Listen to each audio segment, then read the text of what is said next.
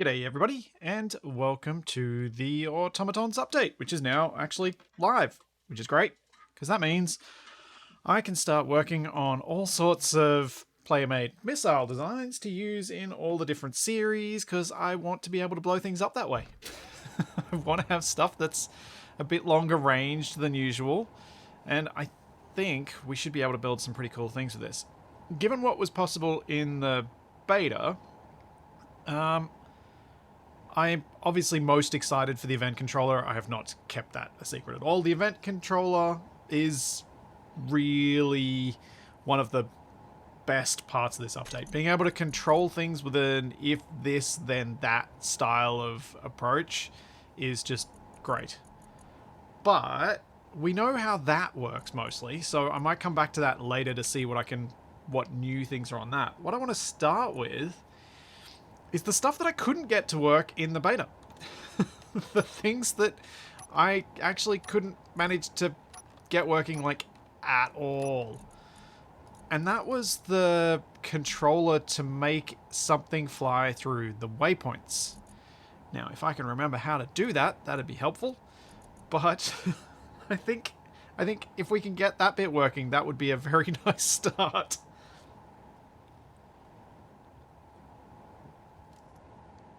And for those wondering about my recently released Scrapyard mod, the block restrictions are already updated. So, throw together this piece of scrap here, and throw a remote control on it. Now, we need a move controller. That I remember. And we're going to need the recorder, which also seems to have a rear panel. And I think that's it. I think it's just the... yeah, I think it's just those two that I need for this. And I will also grab something that I can use as a panel so I can access this thing.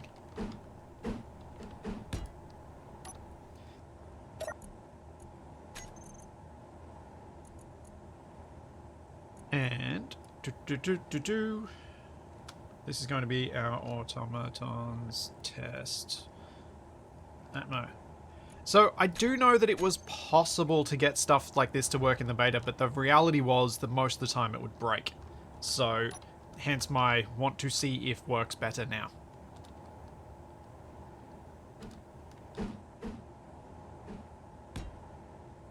Alright. So we have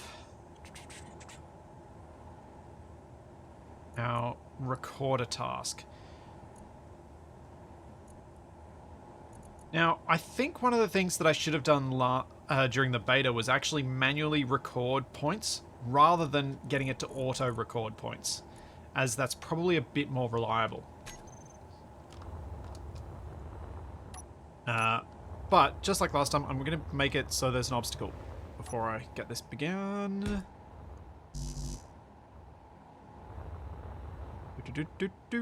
Let's make a loop. Might just make a big archway. Yeah, the auto record added a bunch of extra waypoints that possibly weren't that useful. It's probably better as a player to add them manually. Let's control this remote. In fact, let's make my life easier. This is silly. Why am I using this?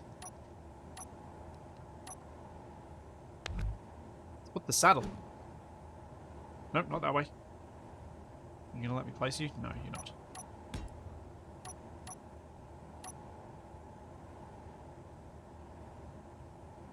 Where's my saddle? There it is. Ah, it's easier. Alright, connector.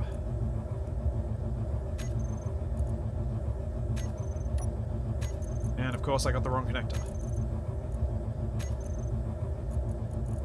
So what we want is our recorder task. We want add waypoint. So then I can just spam it on my hotbar and we can have waypoints as we go around. So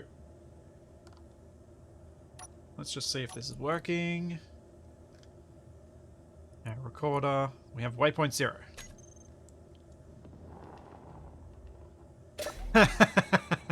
Of course I did it. Of course. I was rushing, and I did not add a gyroscope.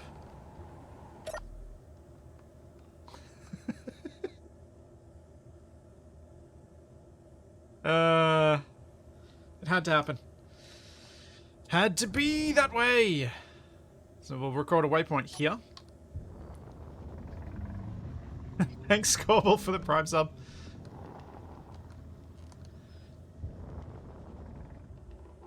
Another one here. Another one here.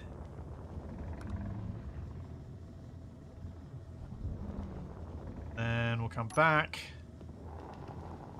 Line ourselves up over the connector.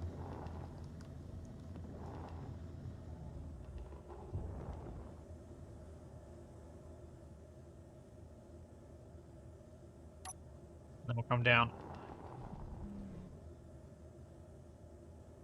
And that's the last spot. Now, what we can also do, should also be able to do with this, is set up the final waypoint to set up an action, and it's going to switch lock. Actually, it's going to lock.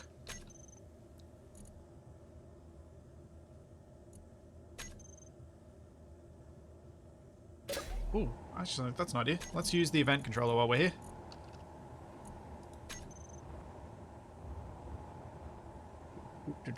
Pop it on the back here, why not?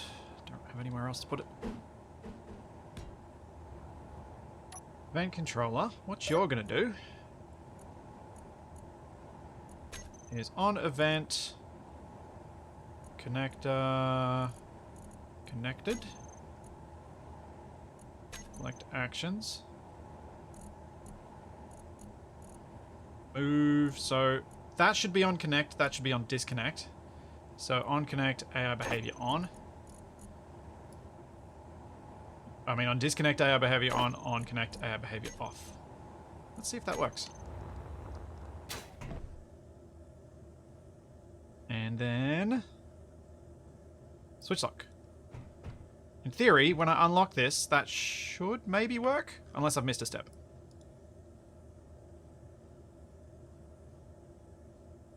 I've missed a step.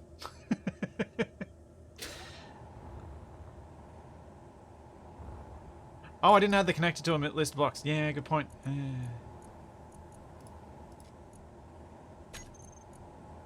Okay. Let's try that again. Switch lock. Switch lock. Nope. Still missing something. The movement controller's gone yellow, so what's it complaining about? No movement input. Huh? Do I not need the move for this? Oh, I wish I'd remembered. I think I just need to put the AI behavior on this block. Put both on off. Okay, let's do this differently. What we need to do instead to make this work is go event controller, set up actions, we'll remove this, AI recorder, play.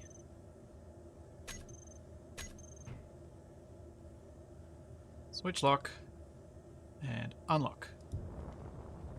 There we go.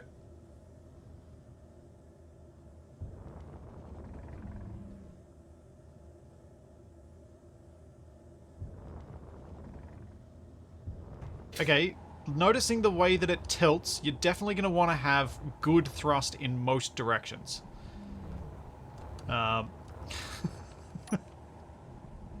Yeah.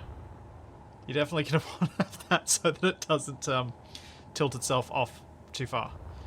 Now, one of the things that happened last time was at some point it just decided it couldn't get to a spot, so it wiggled itself off into space.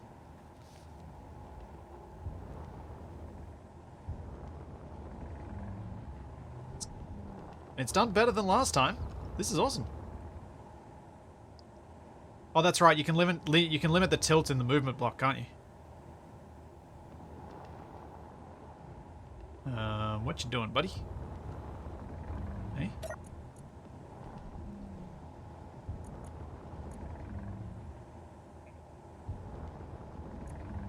Moving to recorder index 4.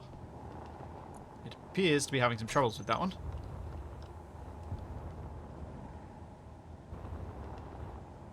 It's alright. I think so far it is better than the last time because it hasn't stuffed it up. But what I would like to do... Show AI functions. And if we go these two, show on HUD. Shouldn't that show me what it's doing?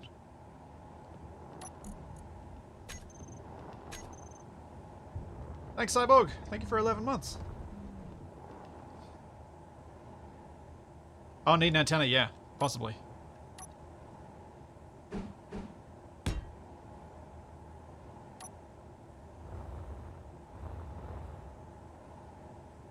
AI flight move error. So let's try this again. Switch lock.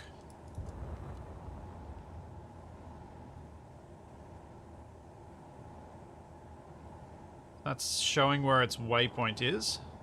Next waypoint. Next waypoint. This at least gives us an idea of what could be going wrong. Having these waypoints show up. You can see whether you need to add an extra one in, which I can see being quite useful.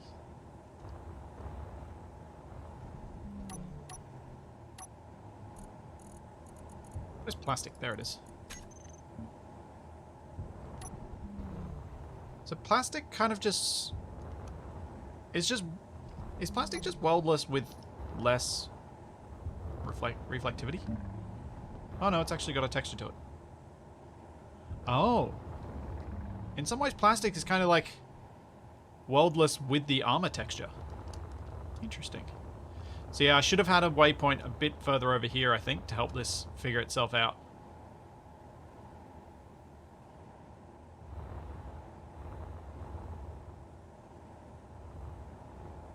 Thanks, Leatherboy.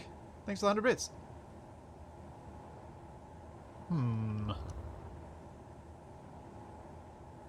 Think it might have failed.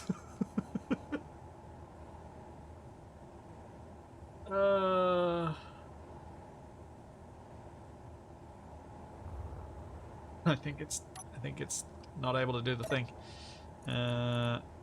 Recorder. Moving to recorder index 3. No, you are not.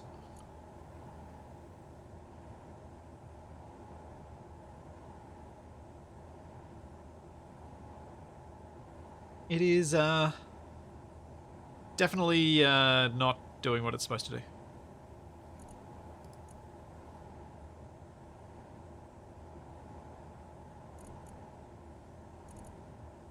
Wonder if part of the problem was I had the minimum altitude was quite high compared to where I was setting those GPS waypoints. That might be part of the problem. All right, let's stop. Try again.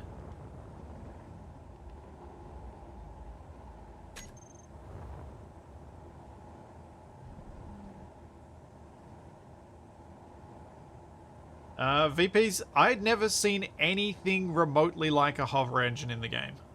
And never any mention about that. So I'm not quite sure where you got that idea from. Should really make you be able to go faster, so you can crash into things more spectacularly.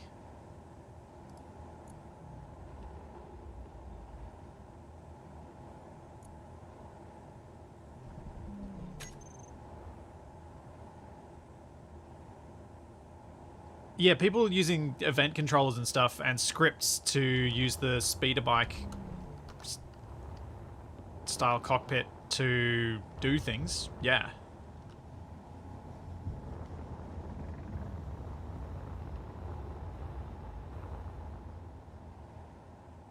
Hey, Matcha. Thanks for sending the DLC before I'd even signed into Steam this morning.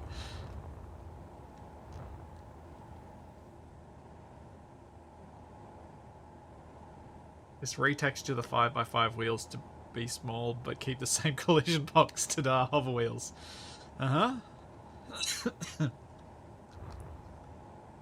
Come on. Come on, little thing. You can do it. Let's see if you can make it round this time.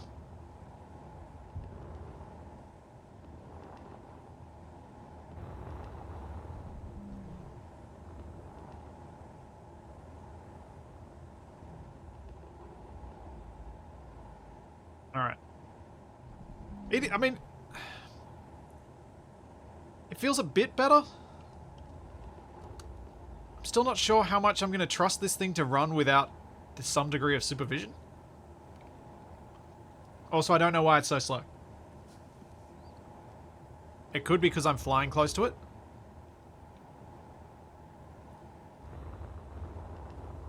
No, I set the speed limit to 50.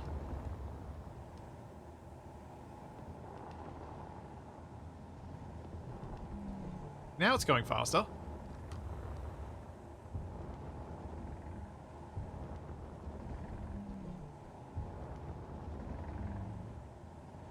What is it doing?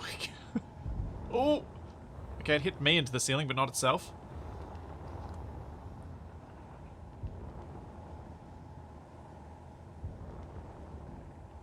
These aren't my waypoints. I've only got 6 waypoints. These are its automatic generated waypoints that it's showing me now. Oh yeah, it could be collision avoidance that's on. That's the problem. Let's try turning it off.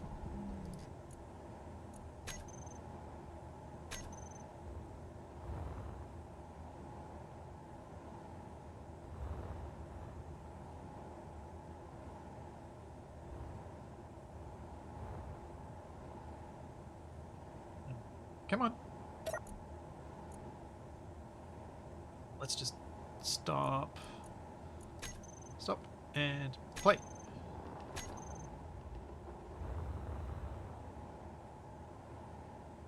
The collision avoidance is definitely off now. And yet...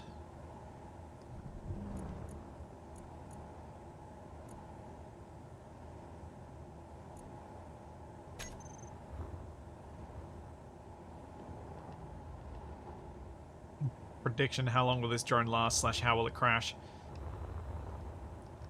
Into the ground or into the arch? Find out.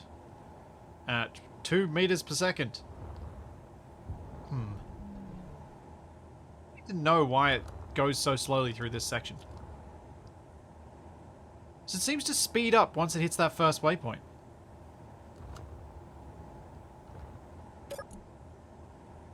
So what we've got: AI behavior on, collision avoidance off, precision mode off, speed limit 50, minimum altitude 0, aligned to planetary gravity, max pitch and max roll, quarter task block doesn't have anything else in it that seems to show path on HUD. Here we go.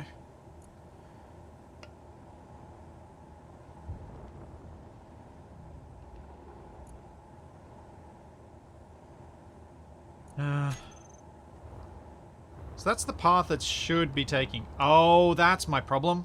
Look at where I put waypoint 4. That's why it gets confused on this.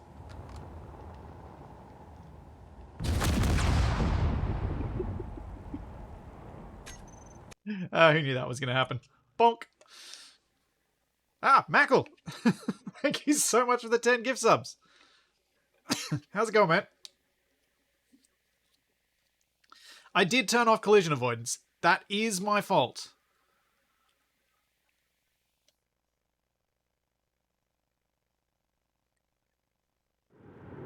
All right, let's go back. Record a task. Stop. So we go down here. We're going to turn on show path on HUD, and we're going to fix those waypoints.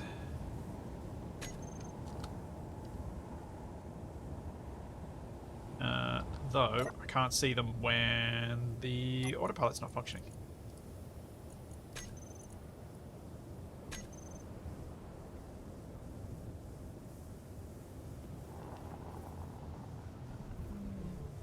Thanks, Leatherboy. And then out to here.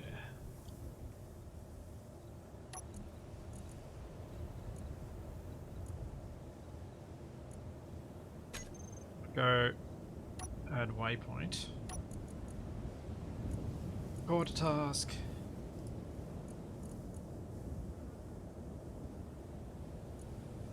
Can I move these? Am I gonna have to delete these other ones? Doesn't appear to be a way to do it, so we'll have to delete, delete, delete. And out here. Here.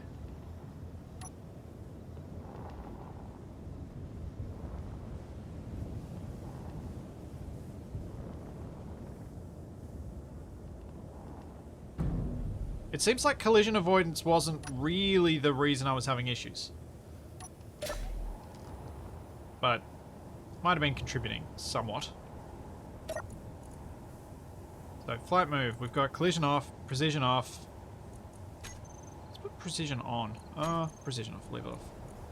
Line, max pitch, yep. 20.7, setup action.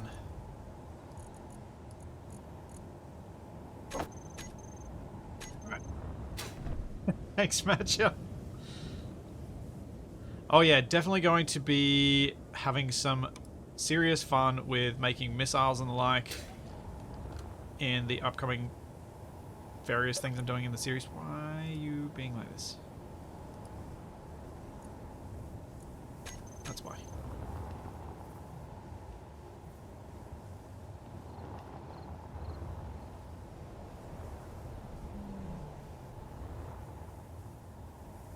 So I feel like for a flight path like this where you're going through a tunnel and then you go back, my worry is this is going to collide into the connector if you have collision avoidance off. So you're probably going to be needing to switch it on and off depending on which part of the flight path your drone is in. Certain parts are obviously going to be better than others and safer than others to have it on or off.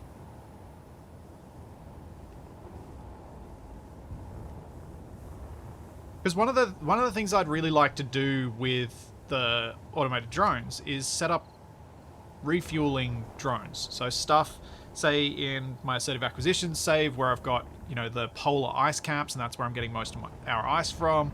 If I can set up a drone to ferry ice or hydrogen back and forth, that'd be great. Because then I can have fuel supplies coming. And similarly with Survival Impossible, and for both I want missiles so that I can launch stuff at the enemy, print it, launch another one. But now that I've got more sensible waypoints, which are not showing up on my HUD, that's better. There we go, that's a more sensible path.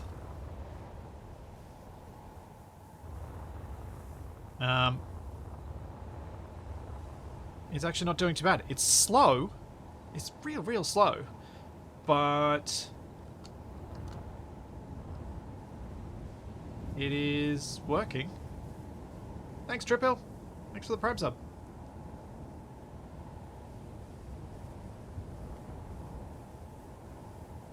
You should be able to make hydrogen transport dependent on stuff like fill levels in tanks, I think. Because the event controller has that option.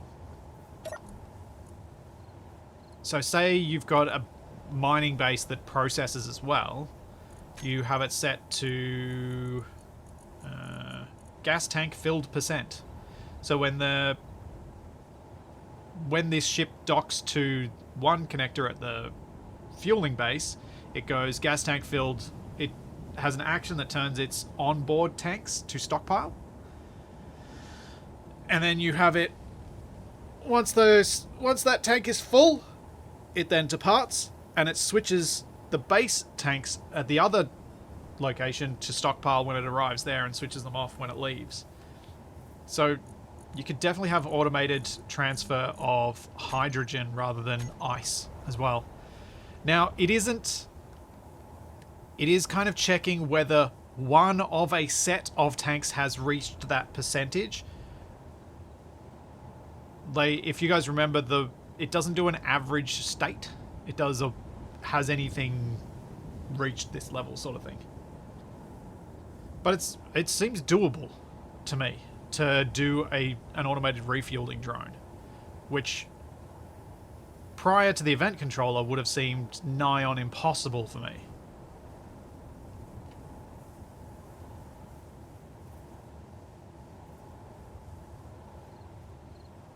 I don't have it going at an angle. It's been choosing that angle itself. I've limited the angle that it's able to go at. It wanted to go further. So that doesn't seem to be a thing from me. One thing I am noticing, though, is with it going to that last waypoint, it's not lining up on the connector. So I do wonder if we need to do some... I'm curious how this is going to go if I set it to precision mode.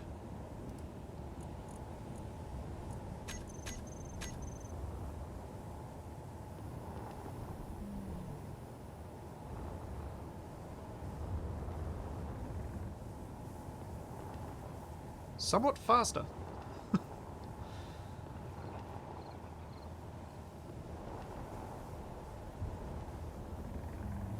And yeah, I think it's probably going to be like the original autopilot, where if you wanted to align on a connector, you make waypoints that force it to align to that connector. So instead of me having this very gradual angle down to the connector, I do like I have with the takeoff, where we go over it, directly over it, and then come straight down, which increases the chance that the connector will be aligned properly.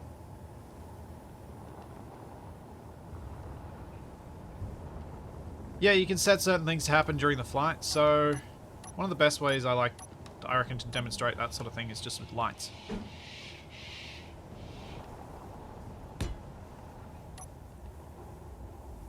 Let's make this a better color.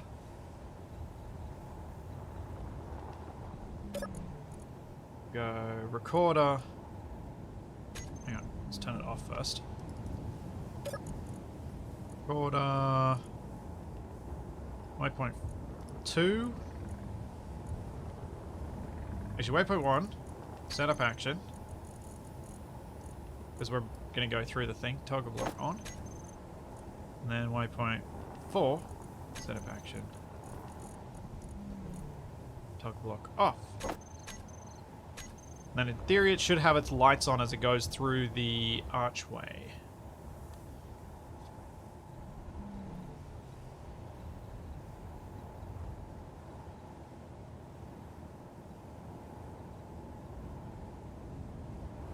Huh. I guess my orientation on that waypoint might have been slightly off.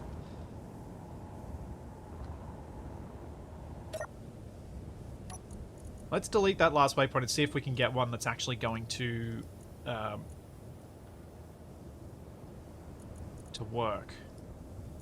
So we'll delete that.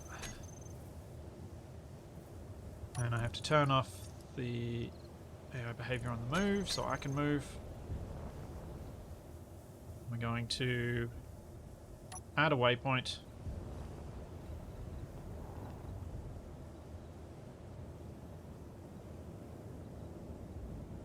And add a waypoint.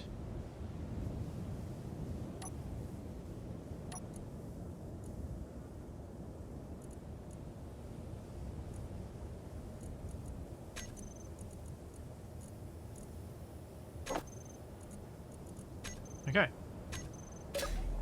Now, are you going to work? Let's see. Nope, because I forgot to turn the movement controller on again. I mean, you know what I meant. Does the remote control also need speed? I don't even think the remote control is required, is it?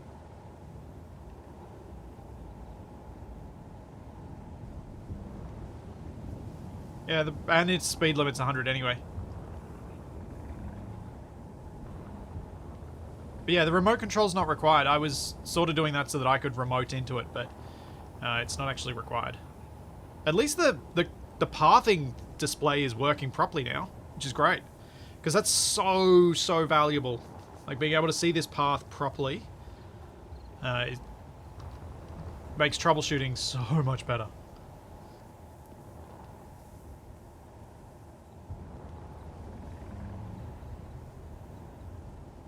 Turn a forward thruster to override during certain legs. Yeah, you could do that. Especially if you're doing any long trips, you could definitely set an override. The worry is, look at the way it leans down. If you have a forward thruster on override, you're going to have to be careful about when you use that, as it may end up pushing the ship into the ground. And the light did not turn on. Interesting. Why did the light not turn on?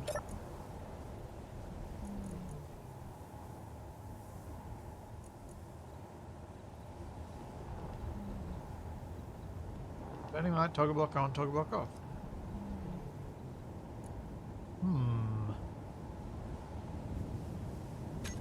Why are you not doing your actions, buddy?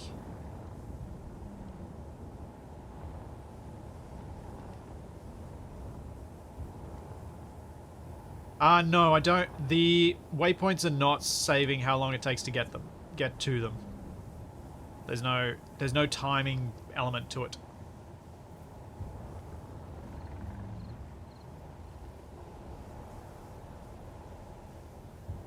It does have an orient to gravity, and it is set to orient to gravity. It's just not as fussy about it as some of the script things.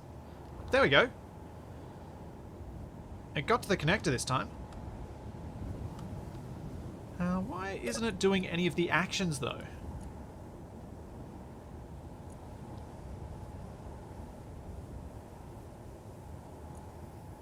It didn't do my light, and it didn't do my switch lock either.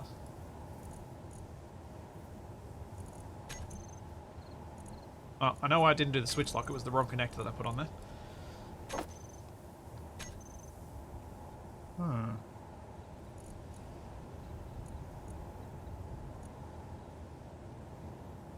Let's watch it and see what happens as it goes through.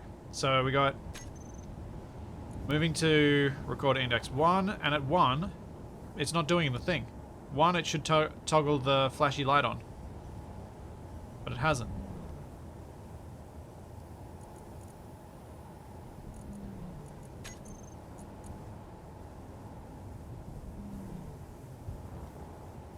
Huh.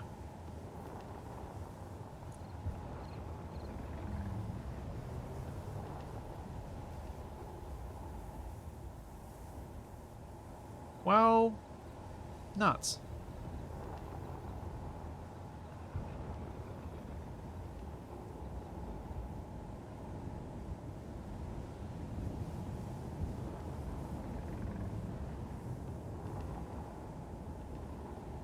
It's not toggle on off, it's toggle on and then toggle off. That's what I've got it set to, and it is not doing the thing. Let's see, I'm curious whether it's something funky about the spinning light, or whether it's something about the recorder block behavior. Because if it locks the connector, then it's something weird about the light. Which would be strange.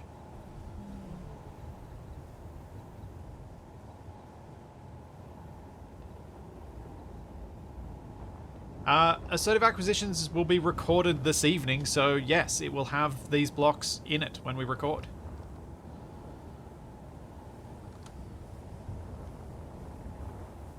For the next episode. Yeah, I'm interested in seeing... If it does the connector, then I'll see if it manages to trigger a timer more reliably.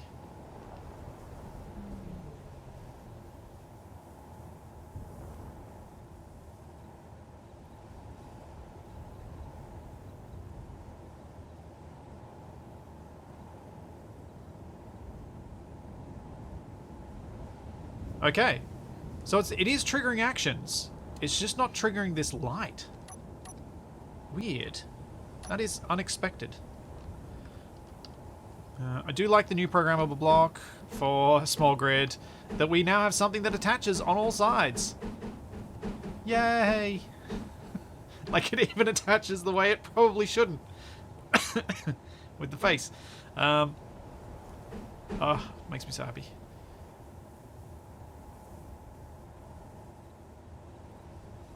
And I like the new timer block decal too. Redo. Yeah.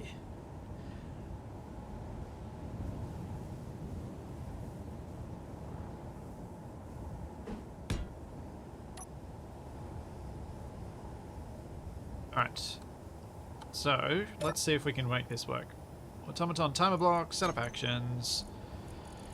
You are going to toggle on off.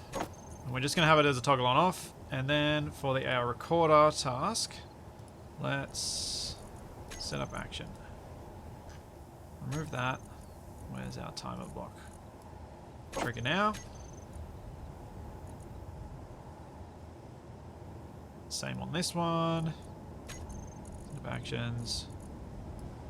Trigger now. Let's see if it's more reliable with the timer blocks.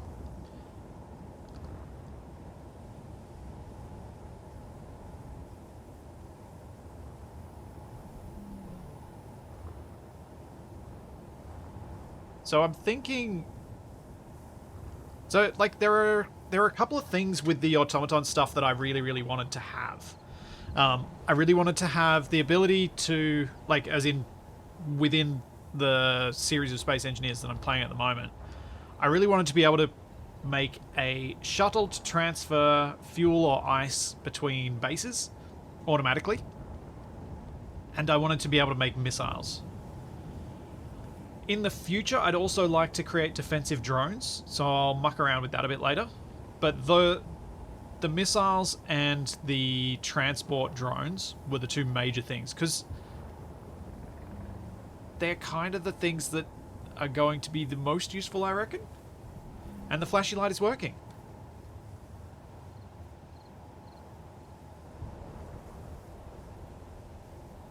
So it looks like there's something weird about the light.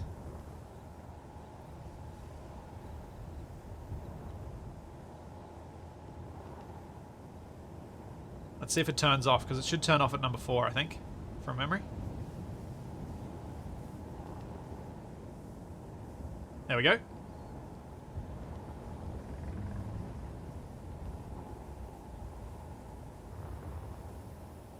So, yeah.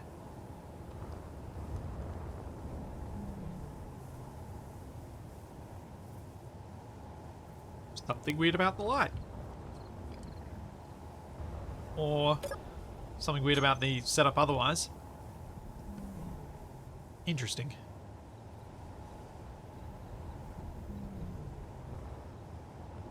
Yeah, the waypoint is where this recorder block is set on the grid.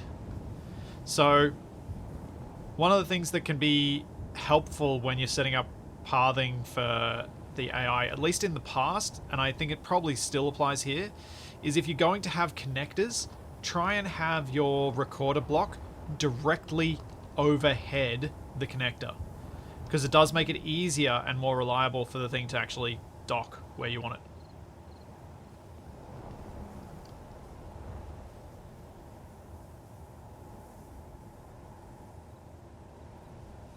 Yeah, you're able to see the waypoints in survival.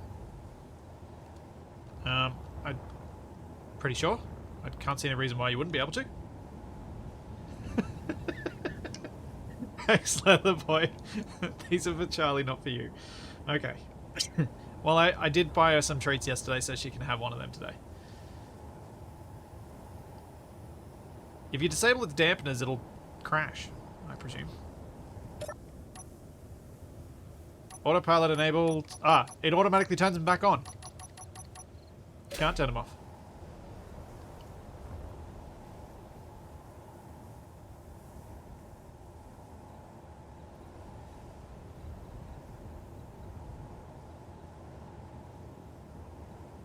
Thanks, Orion. Alexander, for this Prime sub. The speed setting is 50 meters a second. It's not even getting remotely close to that, so I think what I'd like to do is maybe set it on a path that goes further.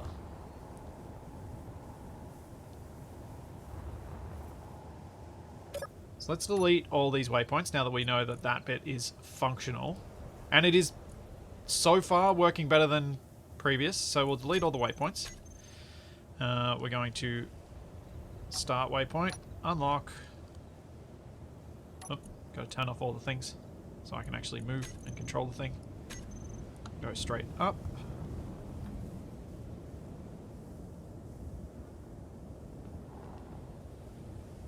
And waypoint. Then let's go up. Gain altitude and see if it does better with higher altitude.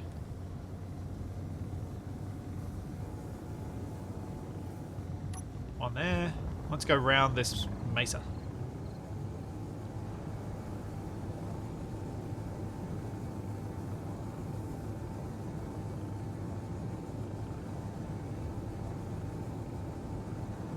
For combat drones on a carrier, I would turn off thrusters, not turn off dampeners. Personally.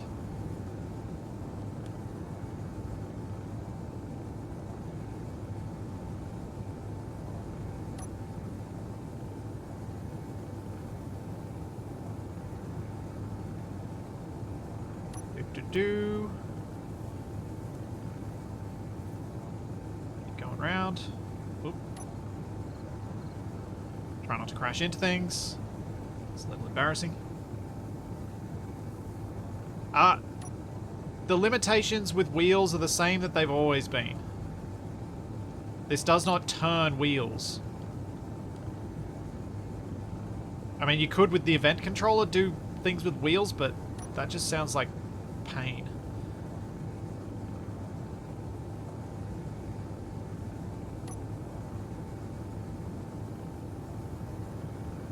But yeah, wheels are still not a properly remote controllable thing. I mean, automated thing.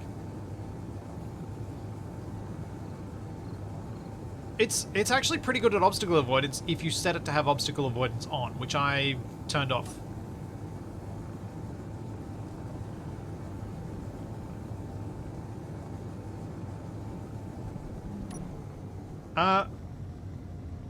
Asimo, I've been pretty...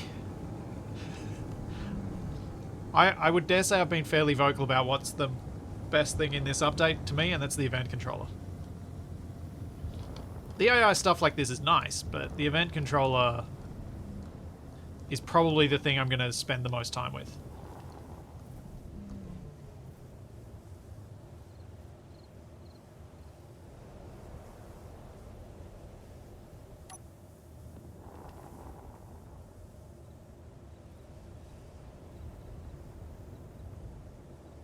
And look. And switch lock.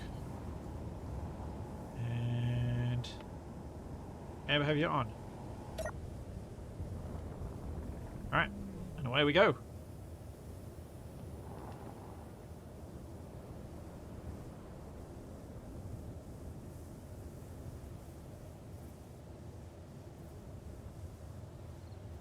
Well, okay. I'm gonna say that there's something else I'm missing that might explain why this is going so slowly. So let's try something. Let's give it more angle to play with.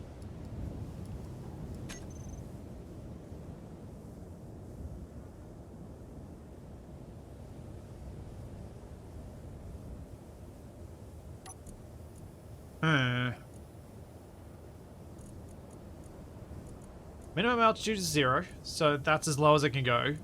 These pitch angles are pretty extreme. Can make them more so.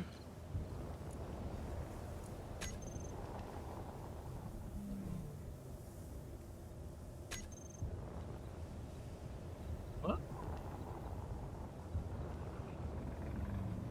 No. That is around the right way, isn't it? Yeah, left is on this side. Right's on this side for both. the right way up. The arrows are pointing forward.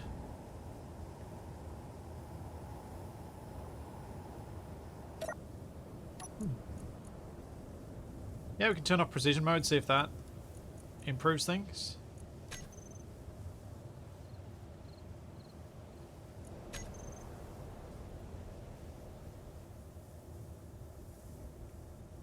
Huh.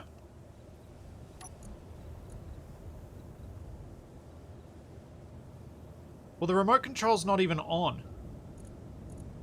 So the remote control's irrelevant. Like, I can get rid of it. I don't think it's a connecting block. Okay. We'll just get rid of it.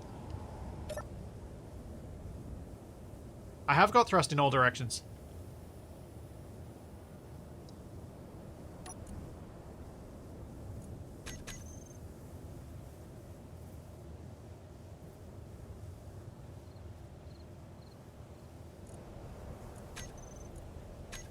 Now with the new settings, let's stop and play again. See if it fixes it. That's terrifying, that's terrifying, that's terrifying!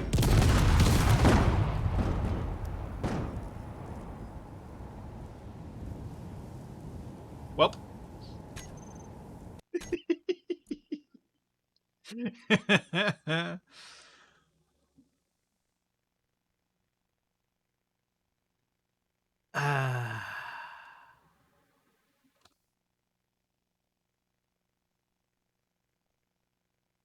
It was faster. It was definitely faster. So, you know, a win? Probably? Maybe? I guess that's a win. Could be.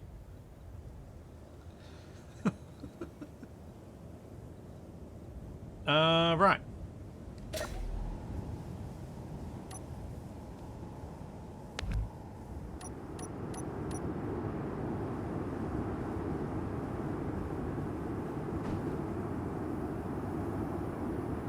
So I might... No, I don't want compact. I want the regular one. The one that... Oh, nice. We have a 2x saddle cockpit and a 3x1.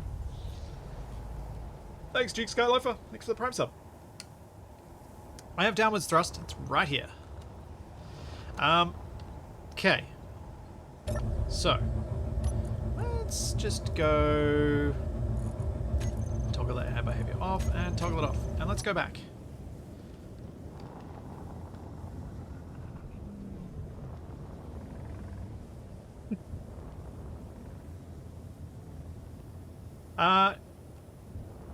The Willis Duct's ramps will not work properly in 0G with mag boots because your character tries to angle and the space is too tight for that. You have to have gravity for your character to stay upright. It's a pretty common thing with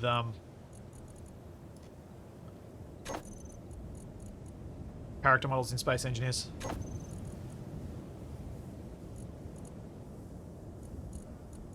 Border block. Add waypoint. Okay, let's just name this grid, and I will blueprint it. There we go. Now we have a blueprint. So now, when it destroys itself, I don't need to reload. I can just paste another one in. Also, let's just nuke that person bot thing.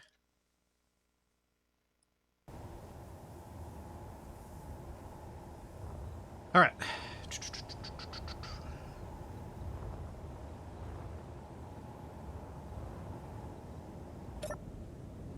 All right. So lock. What did I do? I can't even remember what I set up to make it go faster.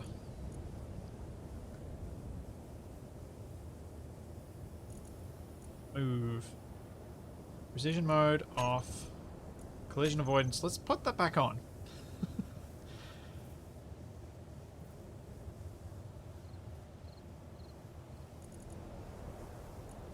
But some angle to play with.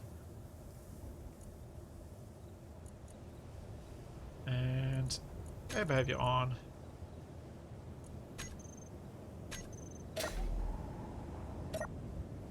Unlock.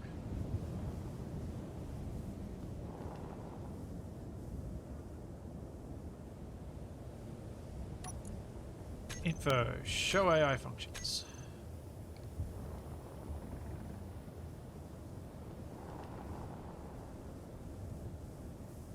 Still got the same problem.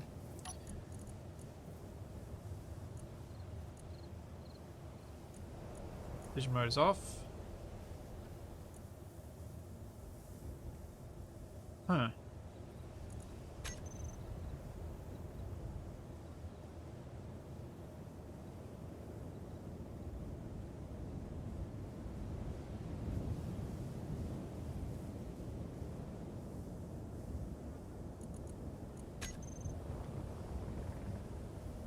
No, the line to planetary gravity just seems to be causing it to tilt more. Which is odd. That's why I thought maybe I'd messed up the alignment of the block. But if you notice, it's lining itself up perfectly to the angle of this path.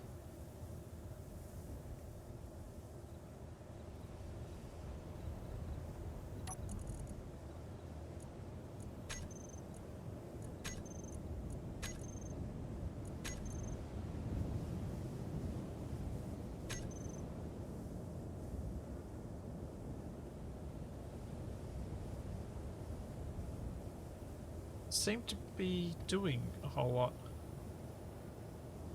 Huh.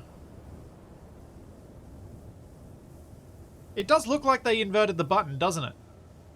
Does anyone else think that? Like, if I go turn off align to planetary gravity, it now looks more aligned to planetary gravity.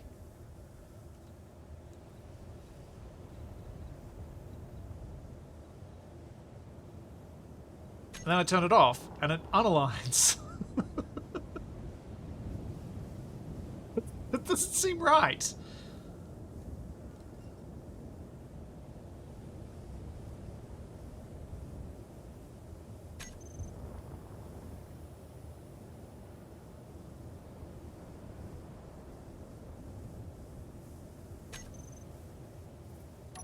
What does the refresh button do?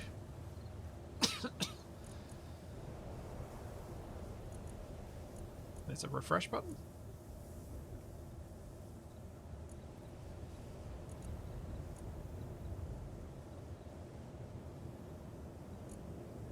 But...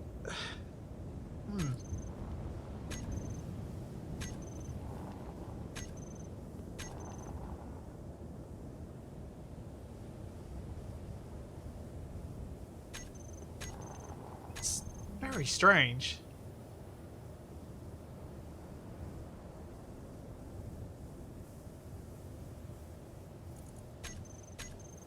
Yeah, what did I even do before that made it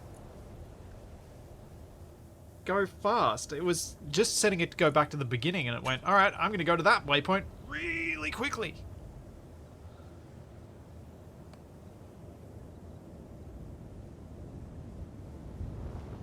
Oh.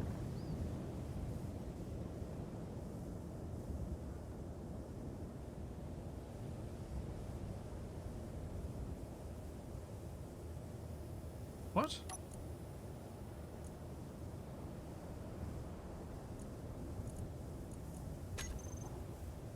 Why is its waypoint 2 kilometers away and it's moving at 2 meters a second?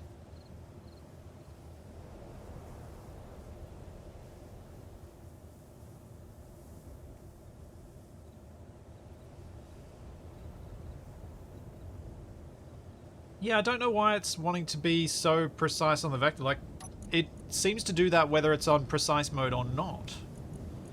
I'd like to try and figure this out, because I think this will be really useful for all of us to know what's wrong with this particular drone. What I might do is...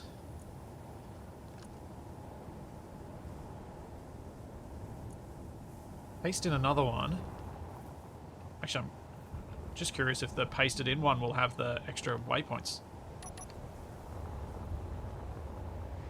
See if there's something wrong with that one. There are plenty of thrusters, like you saw how fast I was able to do it. The thrust number shouldn't be of impact here.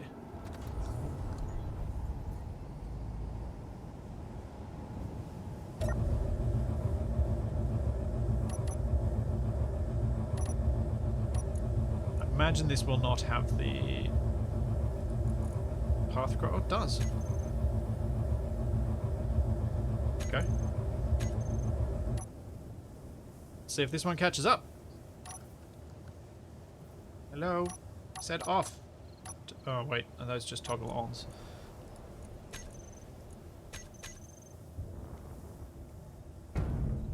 Plunk.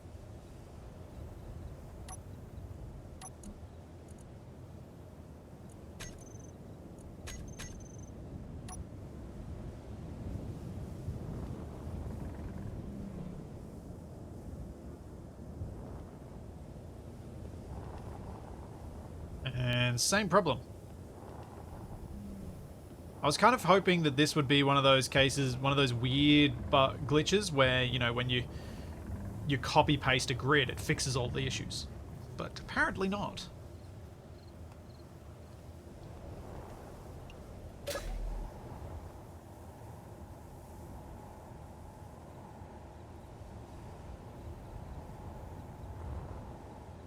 Hey, Dr. Destroyer. Yeah, thruster size isn't going to do anything because it's not even using the thruster. Like, it'll... so a bigger thruster will probably make it go a teensy bit faster. The problem is that's not actually solving where the issue is here. So what I was what I'm trying to work out here is how to actually make the AI controller block do what it's supposed to do, as opposed to what it's currently doing, which is not. Without overriding it. Like, it should be moving faster than this.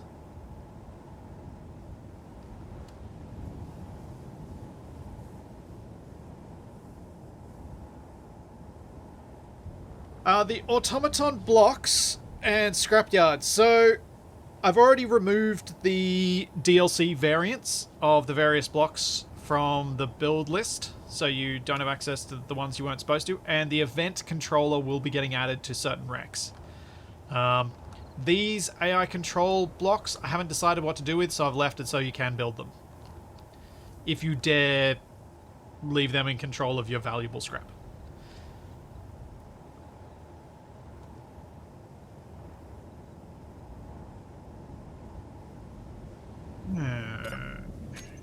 Oops.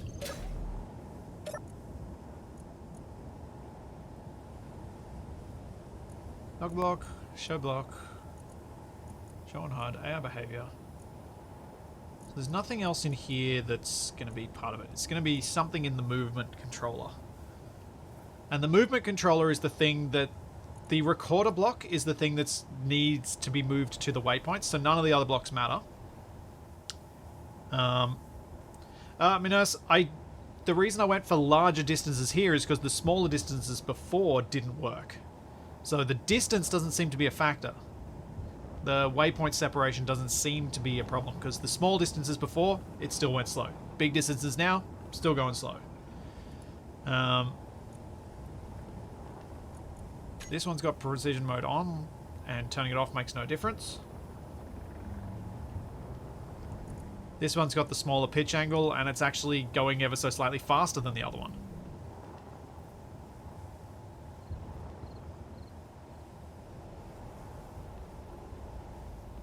You can't turn off dampeners. The AI control blocks automatically turn them straight back on.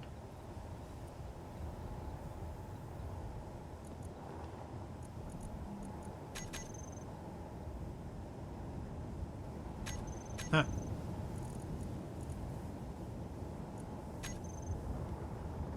So it's going to speed back. Now let's just quickly do something before it crashes.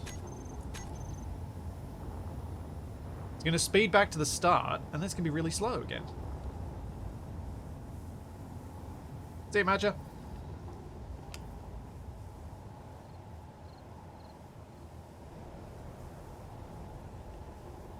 Because it always does that first one quickly, and then it fails on this bit.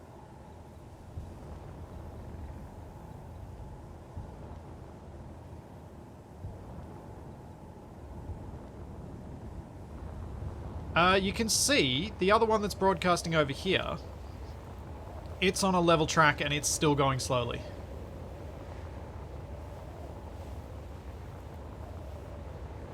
So I'm not sure what's going on there. There's more than enough power in these. Like, it's not even getting up to 50% power usage with the 2 batteries.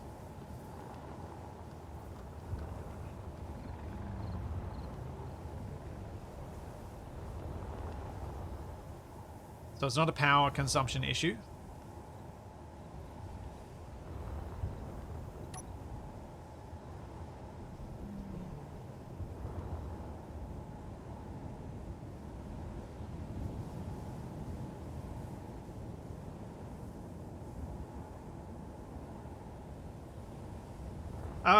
If you turn off the... So yes, the reverse thrusters are firing, and that's the problem. Like, why is it using them? Why is the controller using them? Yes, we could do a workaround by turning them off. The risk with that is, as soon as it pitches down, you're going to crash your drone.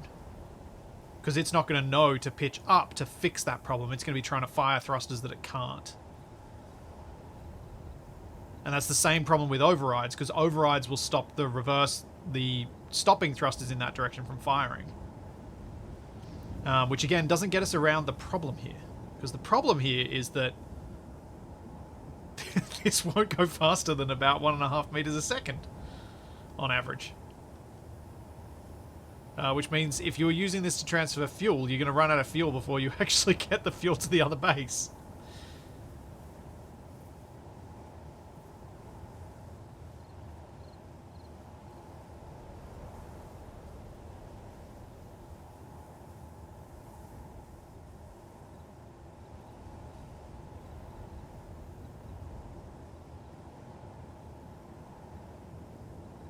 The movement controller is the correct orientation, according to the textures on the outside.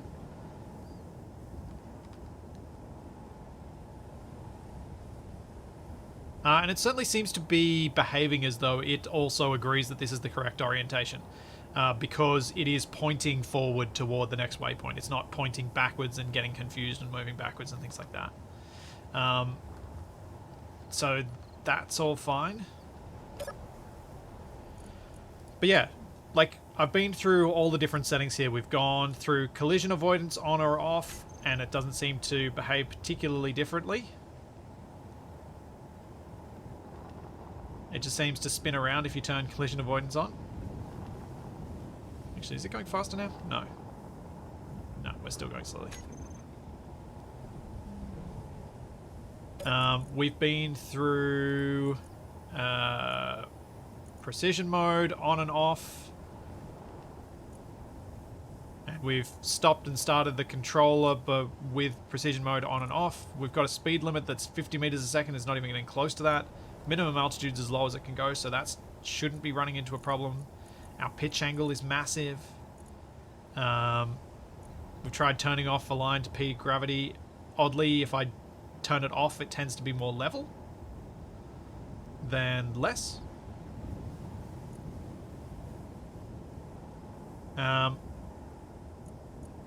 So yeah, it doesn't seem to have another option that we haven't tried yet. Oh, have I still got damage off? Because this is going speeding back to the start.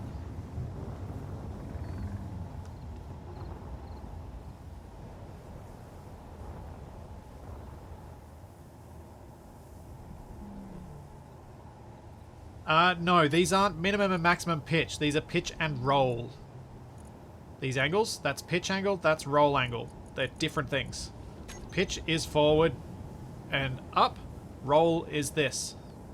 So they're different angles.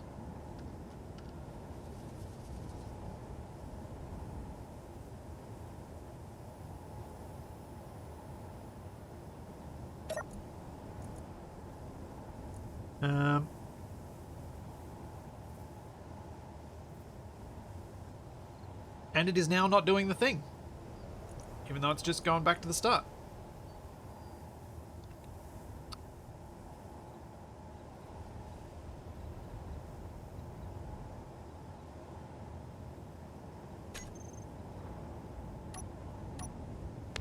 mean, I can get rid of that, but it's not going to make any difference. It's going to make it make more noise, weirdly. Why did that suddenly start making more noise?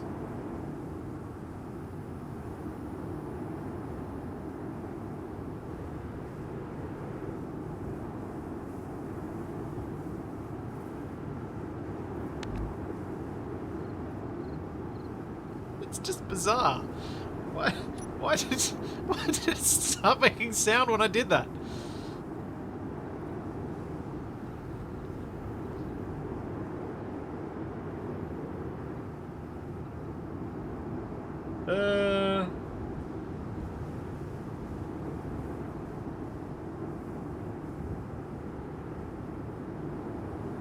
Oh, well.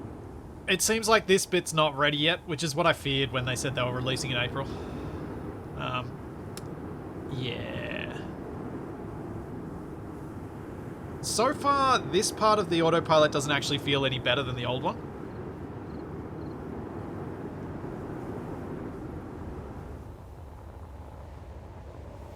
It feels similarly broken to the original one.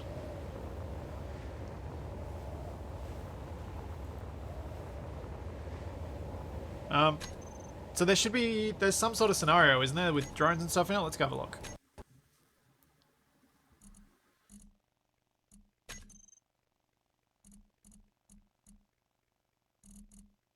Is there? Is there a... Oh, it's on the workshop?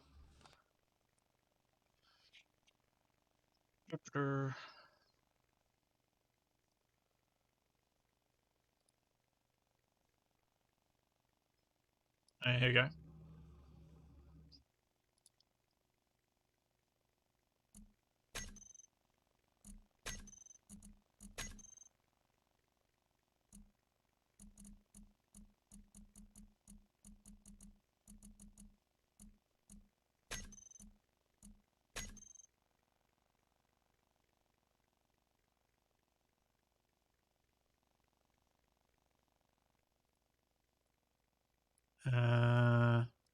Are the drones on the front page, or are they not?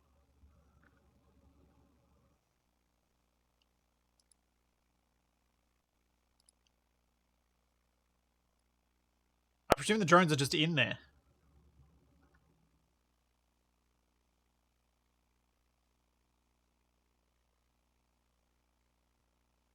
Visual blueprints.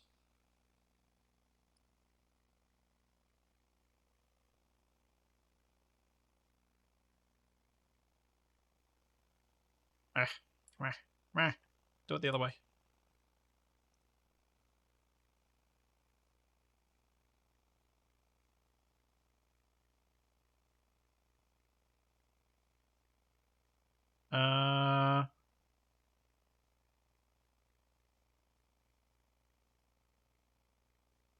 Is that uploaded? Dustbot, lifterbot, security drone, mini mule. Here we go. That's probably it.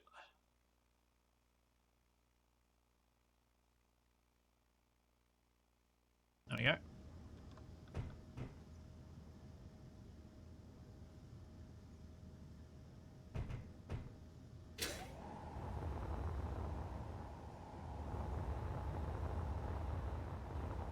Where is the thing? Is there anything outside here?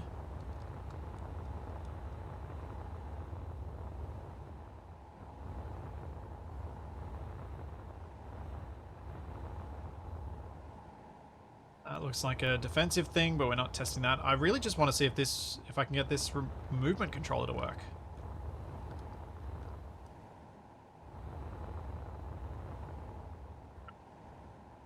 What do they call it? Mini mule.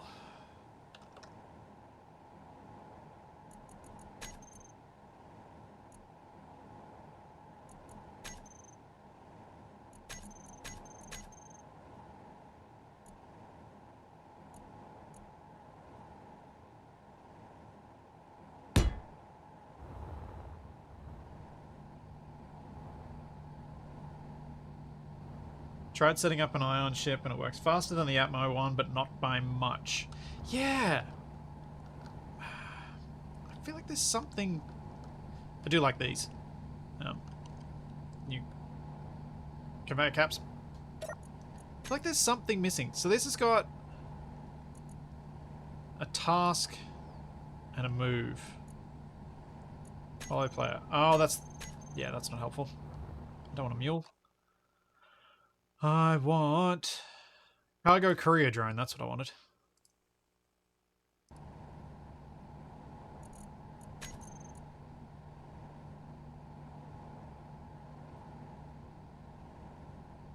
Just wait. Give it a moment. Nope.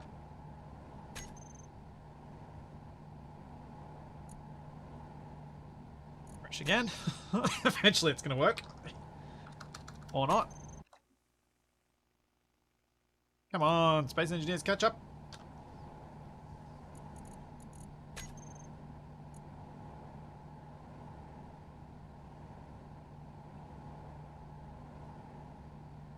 Why? Why not there?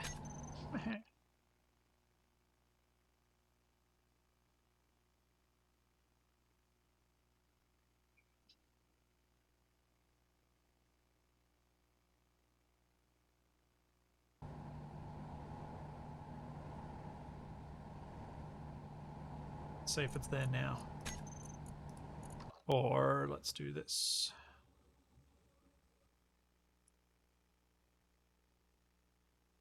Appears to not be working right now, so let's just check one more time.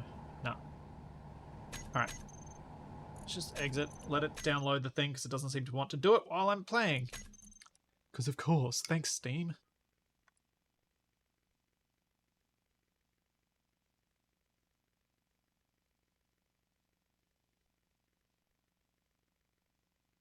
Oh yeah, I probably should just use the admin menu to jump around, shouldn't I? Hello?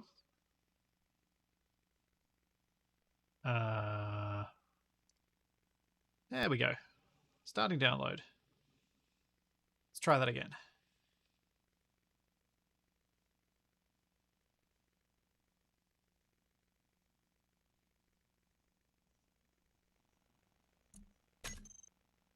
Yeah, let's see if it is on the map.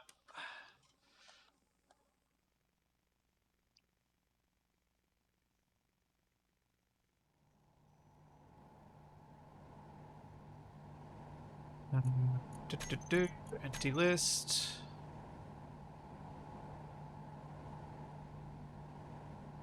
It's the mini mule, which was the... It does not appear to be that drone. Yeah, it's not there. And it's still not showing up in my blueprint list.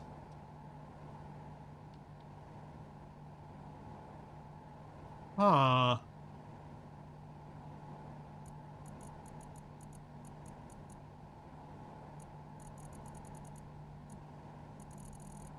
Yeah. Interesting. I think this is a Steam problem. Great. Great.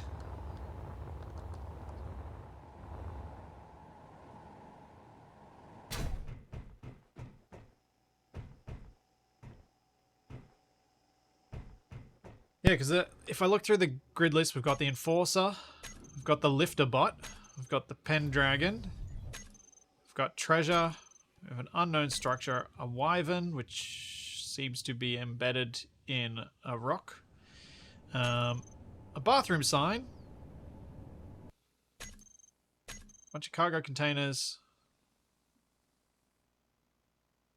and the mini mule. It's a map. Oh, is that another separate scenario? Ah. New game. Workshop. That would explain why I couldn't find it.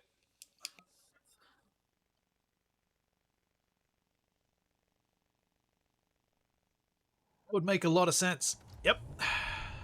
Yep. Okay, so you're the... What are you? You're the mini mule. You're the cargo courier.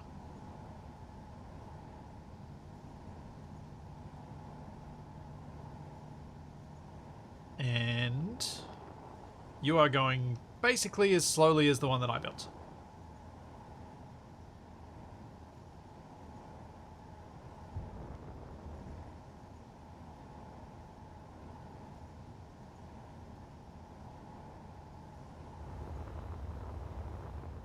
And you are just going from one side to the other, aren't you?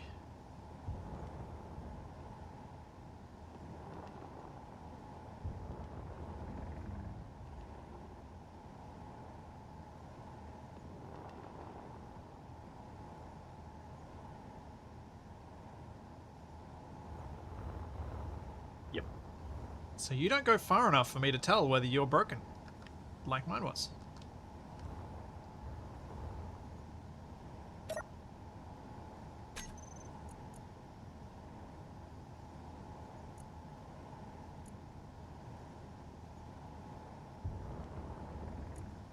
What? Minimum altitude minus infinity meters.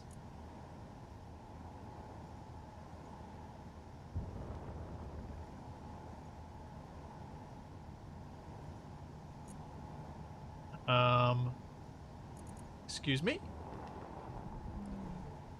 I know there's no altitude in space, but it should still read a minimum altitude here. Like it does if I scroll up. See, now that I do it, it can only go down to 0.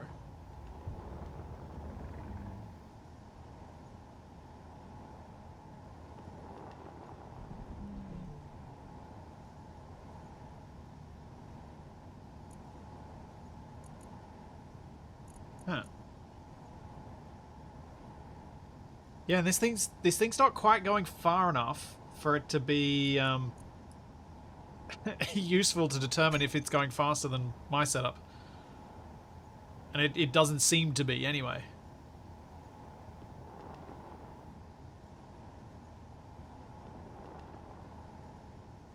Alright, let's go back to the other thing, because this didn't help us.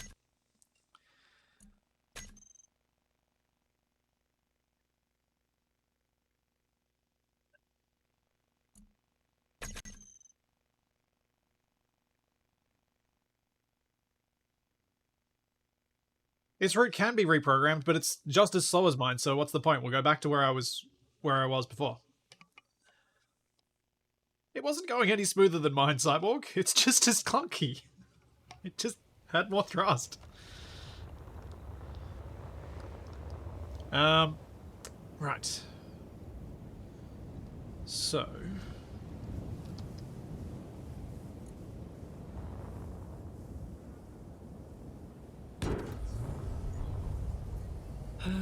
let's try something.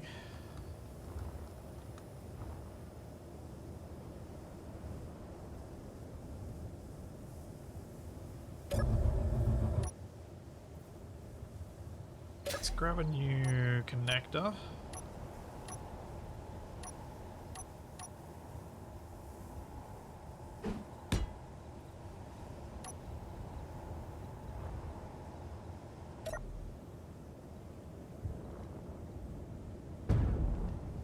Bonk. So, our recorder. Delete all waypoints. Now, the other ones, we've got a flight move, our defensive, offensive, basic task. I wonder what the tasks do. Let me just have a quick look.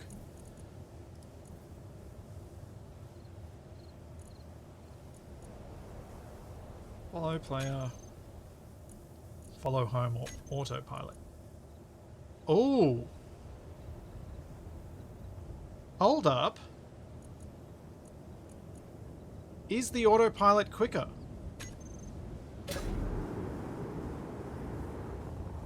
So is this literally, as you guys, some of you are saying in chat, is this literally meant to be the,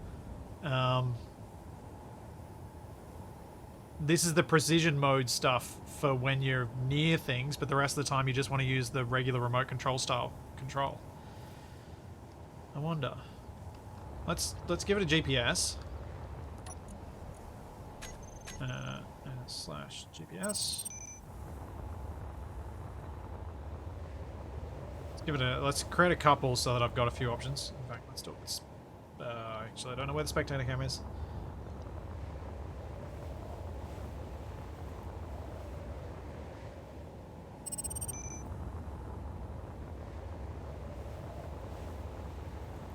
Thanks, Dead Zombie. Thank you for the Prime sub. Also, hey Ramathep, sorry I missed you earlier. I was distracted. Alright, let's go back. And what I'm going to do is use the flight controller, as in the record... Sorry, let me start again, because these names are going to be confusing for a while. Yeah, so what I'm going to do is set up a path where we begin and end with the recorder, but we're going to need a second recorder for the return path.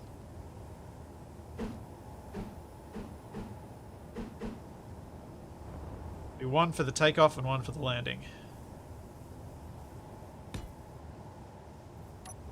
So let's rename this.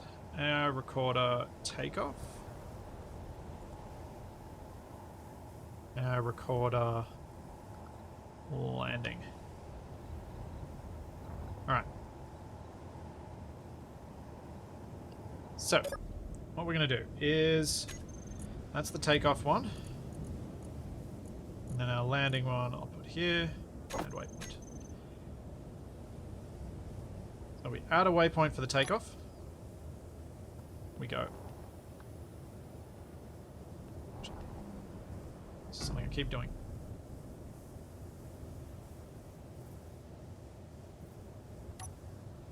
I want this directly overhead. It keeps annoying me. Now we can turn it on. Magnet always messes with me. Then, at recorded, we go. We have. Oh, I'm going to need more timer blocks too. This is going to get complicated.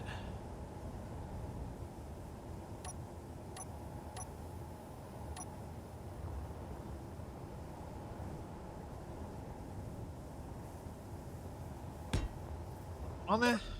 So, timer block 1 is going to be what happens when we reach that first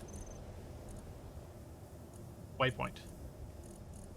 So this waypoint. At this waypoint, we will turn off the takeoff one. So we will AI behavior off.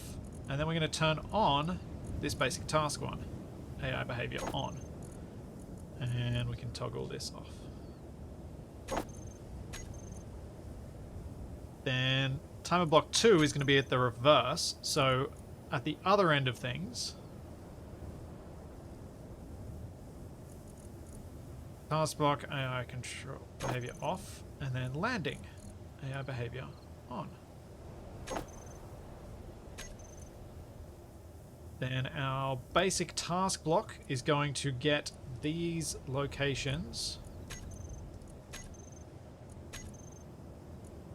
as waypoints, and it's going to go one way. And we're going to set up an action on the third one, which is going to trigger the timer block for landing. Trigger now. Similarly, the takeoff one is going to have set up action, and it's going to have the timer block for takeoff. Trigger now. Okay.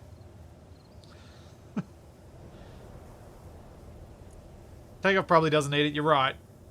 But let's just try, before I get too excited about this, let's turn our AI behavior for move block on, and let's turn our task block on. And see if this thing moves quickly through those waypoints. So our move, I think, is still set. No, it's set to 50 meters a second. Our task does not have a speed limit. So it's all based on our movement controller. If we turn off precision mode, and we appear to have many of the same issues. Oh no. 30 meters a second? That's alright.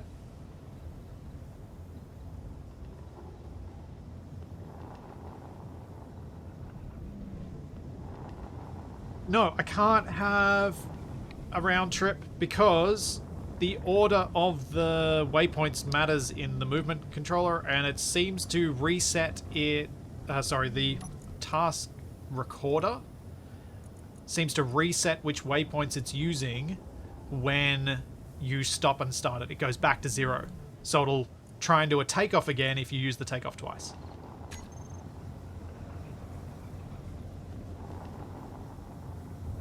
Yeah, here we go. So this does seem like a This does seem like a workable solution.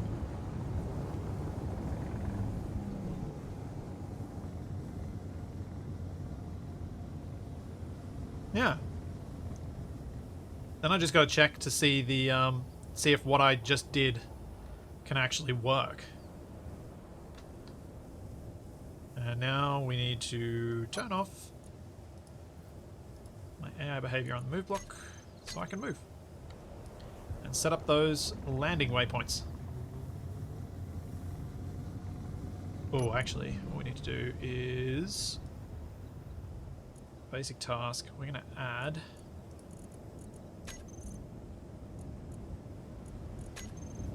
whoops.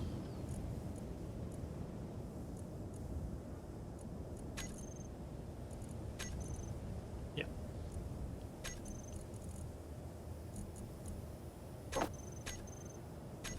Because I don't want that to trigger all the way back here, because then it'll go at 3 meters a second all the way back.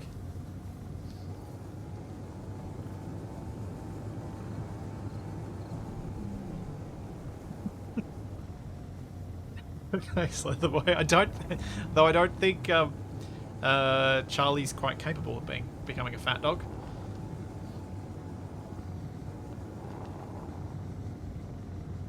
Alright. Let's calculate this landing thing and see where I've messed up in this inordinately complicated setup that I'm using for a test rig, which is kinda silly. So probably don't want to make things this complicated when you're testing. I'm doing it anyway. Right. There and there. Alright. Lock. Now the event controller needs to not do things. Let's unlock and let's start this thing. So we start with our takeoff. Nope, wrong one. Move our behavior on and our takeoff on. Play. See how it goes.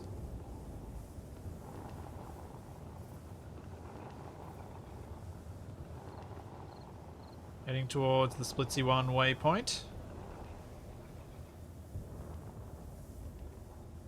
Our task recorder, our recorder block is off. We can see that on our hotbar.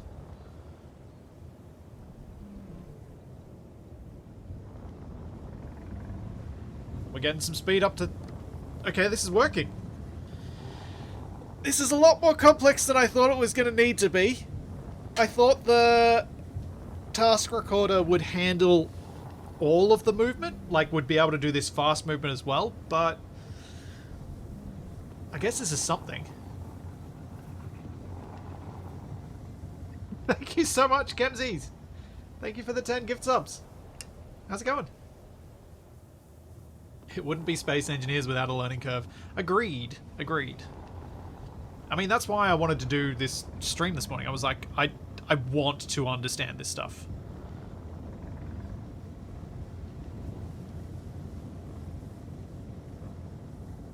Hey, Takari. Because years ago, I did, at least as far as I'm aware, one of the few tutorials out there on how to use the autopilot. And what I learned while making those tutorials was don't use the autopilot.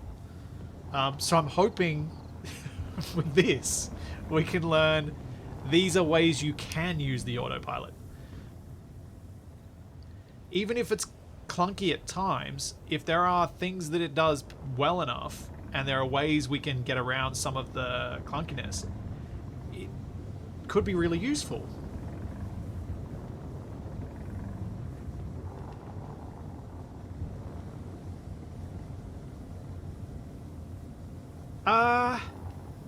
So, technically, you might be able to do this with just the autopilot, but the vanilla autopilot is incredibly inconsistent when attempting to use it to dock at a connector. Especially once you introduce 0G in it. In Gravity, it's not too bad, but in 0G, it is horrible.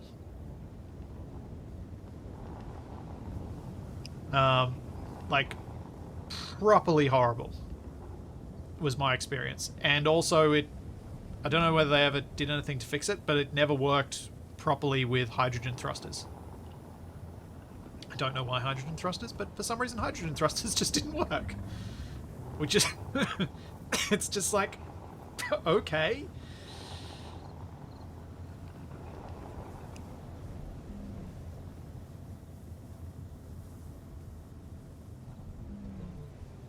Rabbit Puma, the recorder... let me show you. So, these settings in the recorder are just for recording. These don't have any play whatsoever in the actual movement of the block. This is just for creating extra waypoints as you move around, so you can automatically have a waypoint list created. I discovered in the testing during the beta that was not particularly helpful. It is better to manually do them. Now, this appears to have not done what I want it to do, and I know why. It's because I did a dumb. Because what I need to do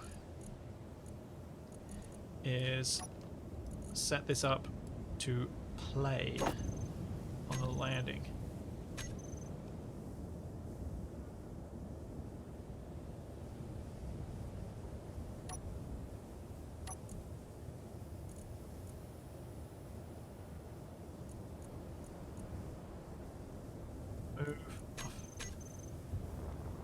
Okay.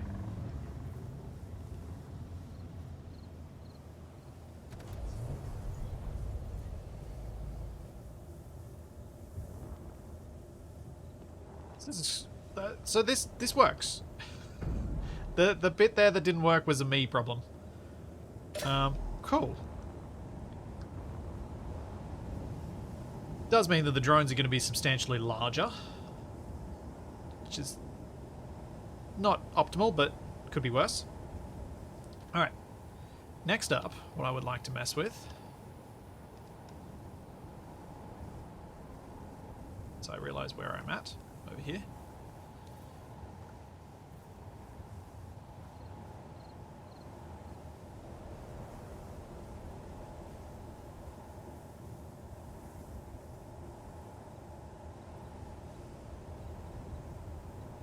Yeah, I don't know that I want, and yeah, this has finally arrived. What, like 45 minutes later?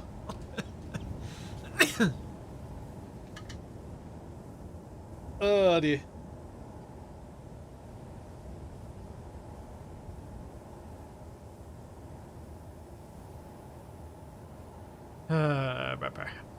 So what do I want to mess with now?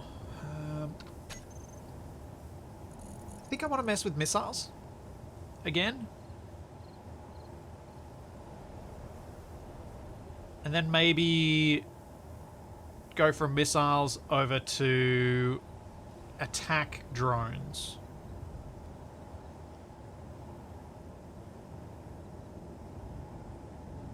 In theory, yes, you could use something like this to return your ship to base when you're out flying it, if you didn't want to fly back to base yourself. Certain ships are going to be very difficult for the AI to fly. Namely, pretty much everything I build. So one of the things that I've always noticed with autopilots of any kind is that ships like this, where you've only got 4 little reverse thrusters, you've got a whole lot of forward thrust, a whole lot of lifting thrust, and not too much lateral either, and definitely not a lot of down, the AI will kind of have a bit of difficulty with it. Yeah, Capac's little pug... Wait, do I have a copy of that? No. I'm probably doing some old Blueprint archive somewhere. But he made a little drone thing that was basically a thruster ball. That is perfect for the AI. But what we need now is a suitable target.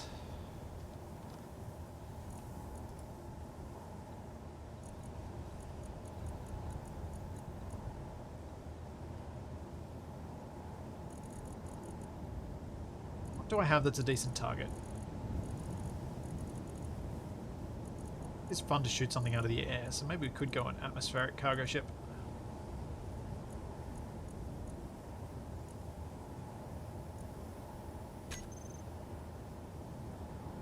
Yeah, alright. At least we know this will stay flying for a while. Even after being hit.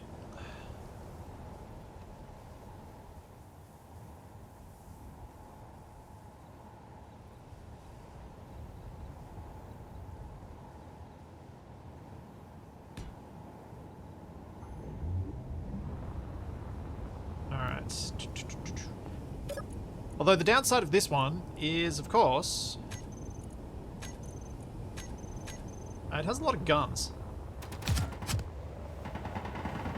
But I guess we'll find out how likely it is to actually get a missile in. And what I would also like to try and figure out is how effective a full barrage of these can be.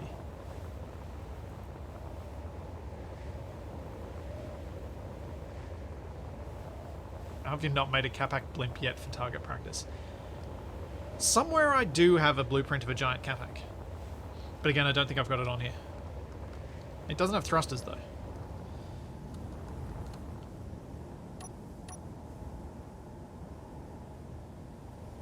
Alrighty, so what we need to do first for what I want to mess with here.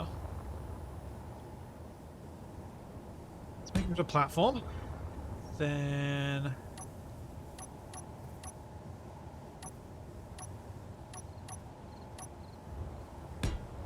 connector, connector, connector.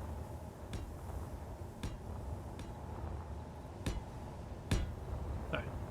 That should be enough once I get a design that works.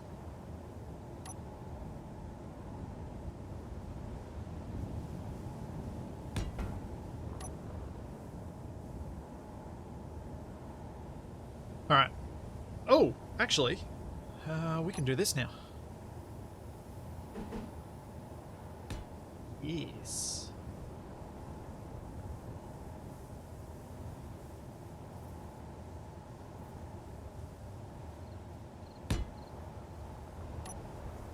Small connectors.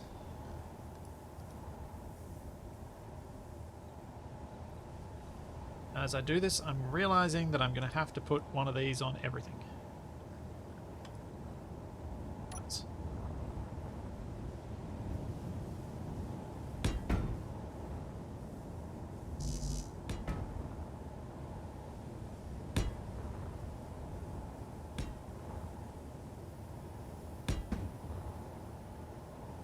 Because what I'd like to try and do is design a rocket and then see what happens when I launch it all. Launch a whole bunch of them at once.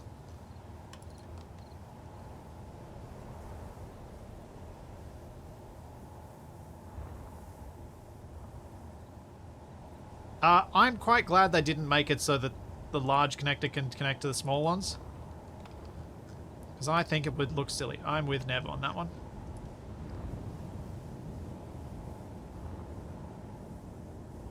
Okay.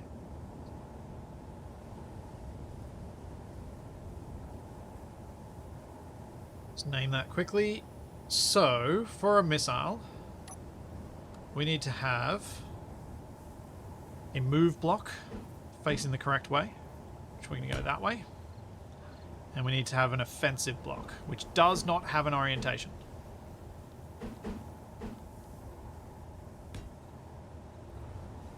Or does it? Don't think they do.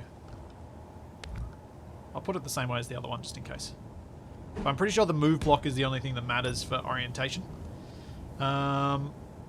Then we need gyroscope and thrusters.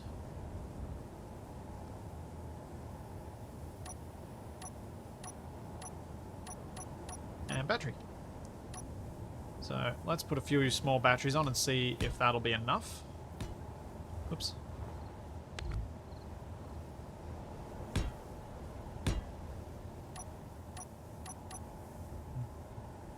Probably want a couple of warheads on this too.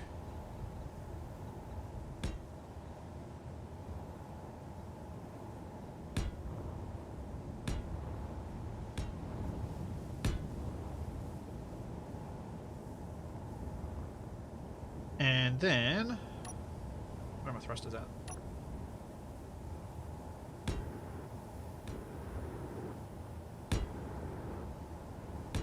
I know I don't need this many thrusters, but this should be enough.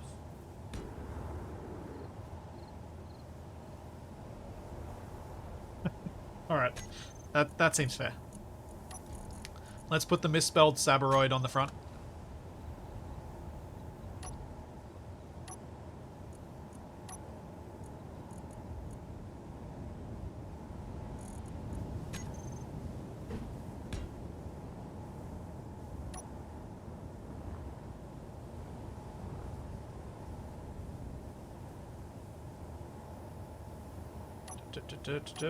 Where is my control panel?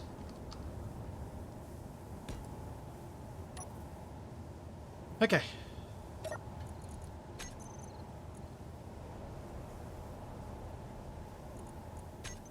So test 1, control panel. So what we want is AI flight move, AI behavior on, collision avoidance off, precision mode off, speed limit 100.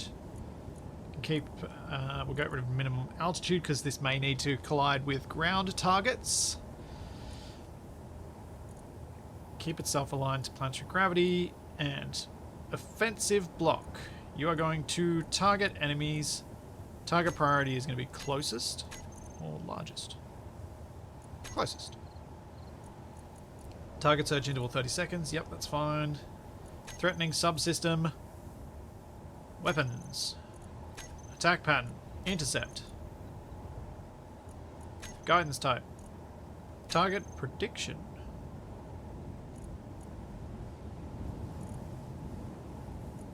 Okay.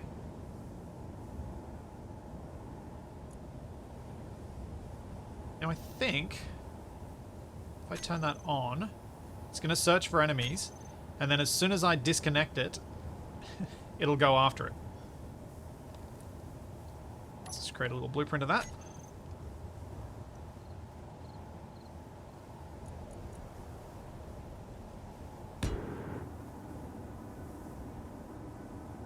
Is it going to detect the enemy?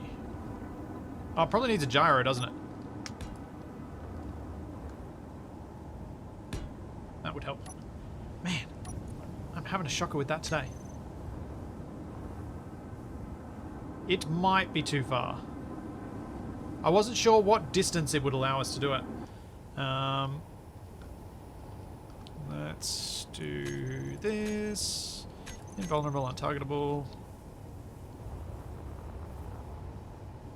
And you need a beacon so I can see how far away you are. So we can test range.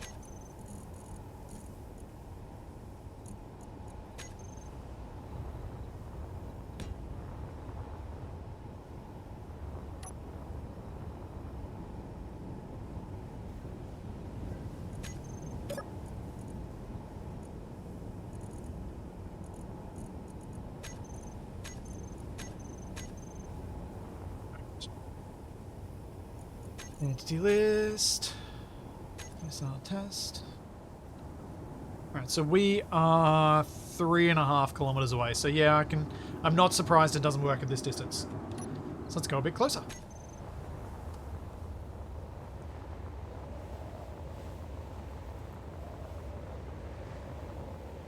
Inside 3 kilometers. Is that close enough?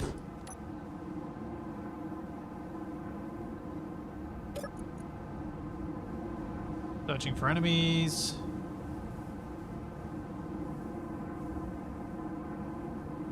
Don't know if this is going to be a problem.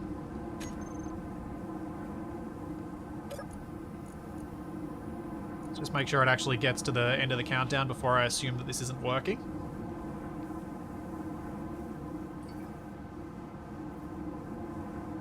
Yep. Alright, let's go within 2.5. I can no longer see the beacon. The heck, game? Where's my beacon gone? What happened to the beacon? What? What?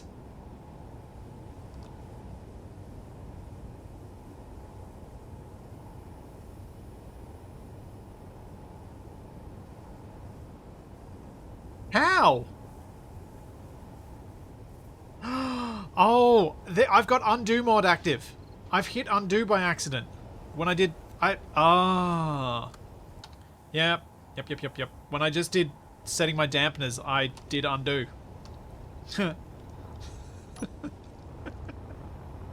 Oh, man.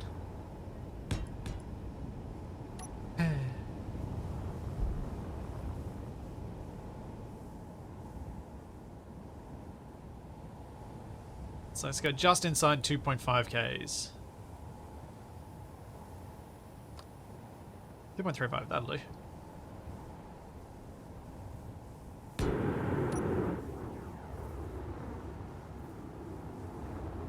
It appears to not have quite enough power.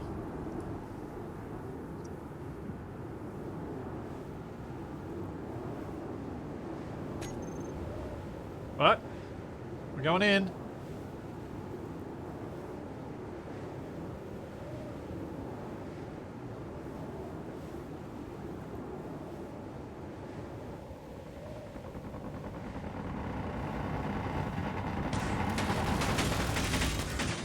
It's missed. I mean, damage is off, so it's going to survive.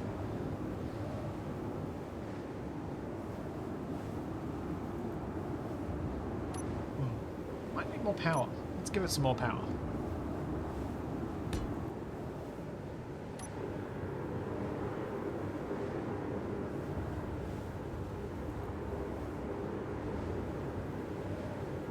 Go, go, go. Come on, get a thunk.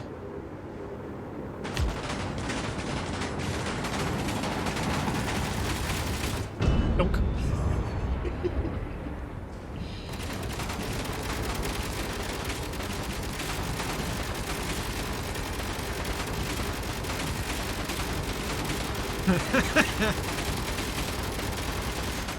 Alright.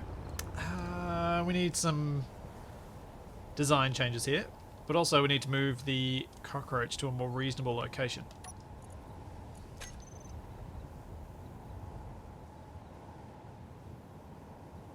Alright, I know what that is.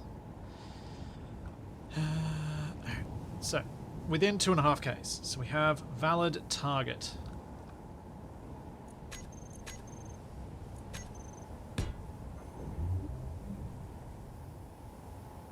Still enemy. Yep.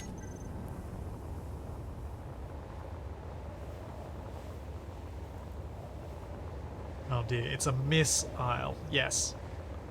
Yes.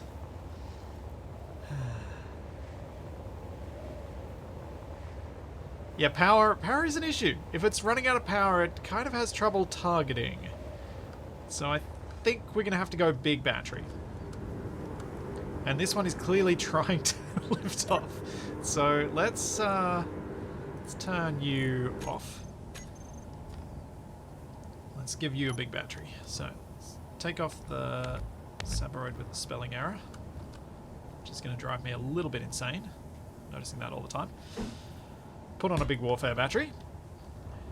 Now it looks like a mushroom. And...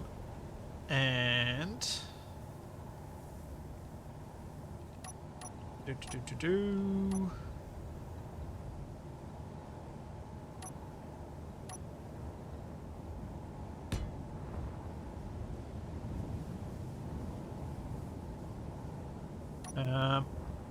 Now...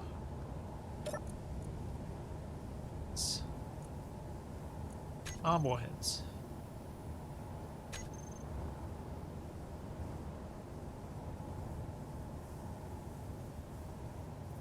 Actually, you know what? I'm going to try doing this with a sensor. Event controller, programmable block, sensor, automation sensor. No. This is going to not detect players. It's going to detect large ships, stations, and small ships. It is not going to detect friendly or neutral.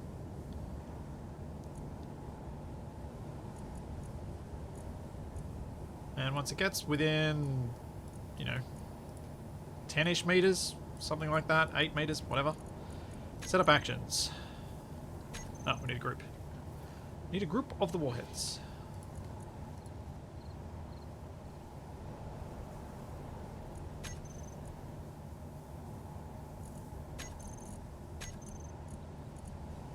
It's going to arm the warheads.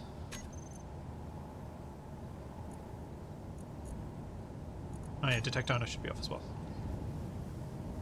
Okay. Now we can turn off. Now we can make the warheads so they're not armed. That'll hopefully increase the chance that this will reach its target.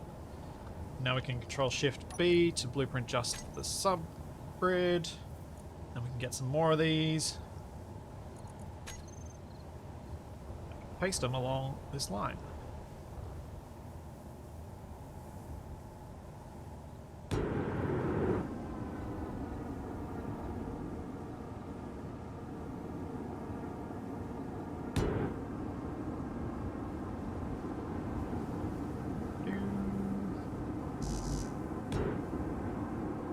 Because what I'm going to do is I'm going to set up a control on this main grid that can set all of these to launch at once.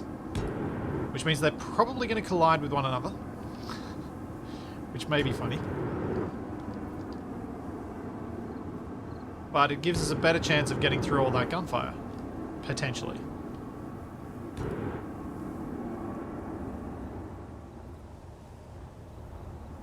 Oh, add the motion controller face. Sure, why not?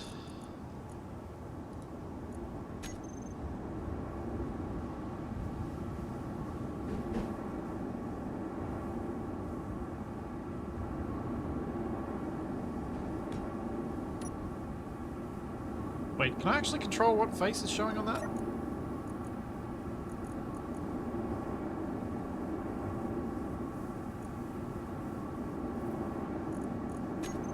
Okay, evil face. One of them has an evil face. Okay.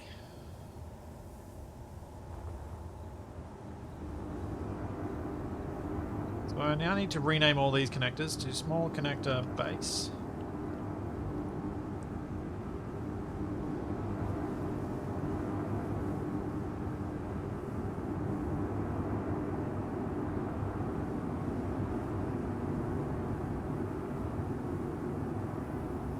Then we can get, let's just get a seat.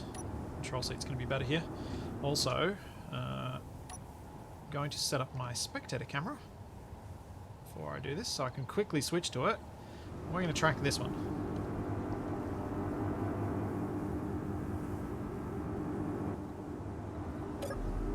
So, if we go base, small connector base, and we go lock, the game crashes. Well, poop.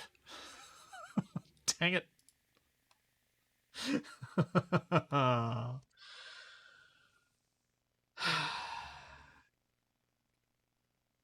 Right. I don't know the time since last autosave.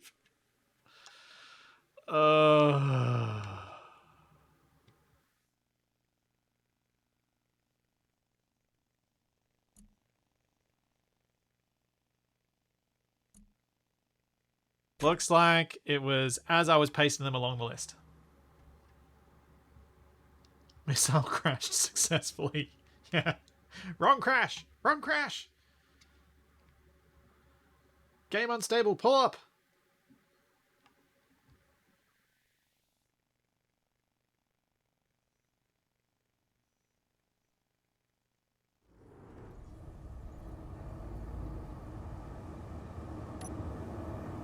I do not know why that would have caused the game to crash. Admittedly, I don't think I've ever connected that many connectors at once.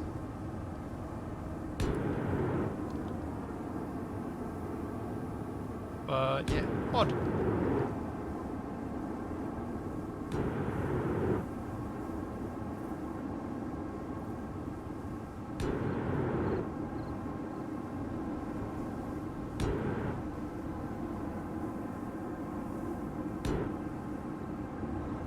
Alright. Steps to repeat. Small connector base. Let's just name them all again. Nope, not copy. Hello.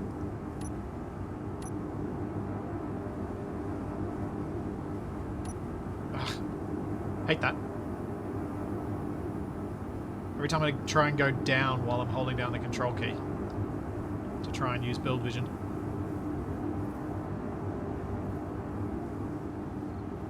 Yeah, the other one's finally arrived and is struggling to land. Landing zone occupied.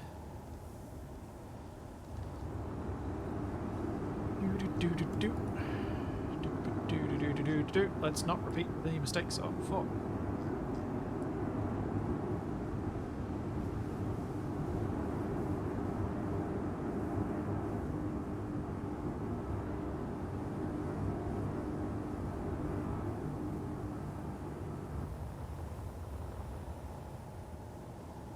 Okay. Oh. I just thought of something that I should probably do with missiles like this.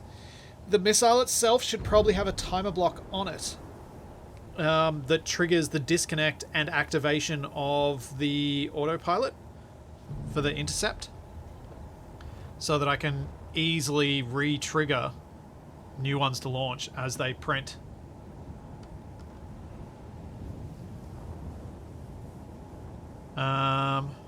Okay. Bring this back.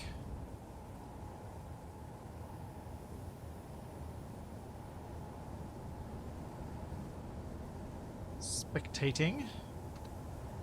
Then we go control seat.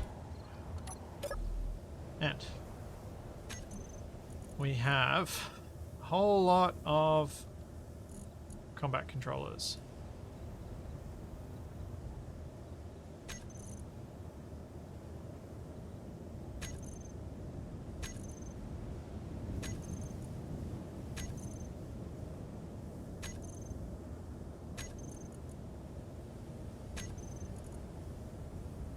Huh.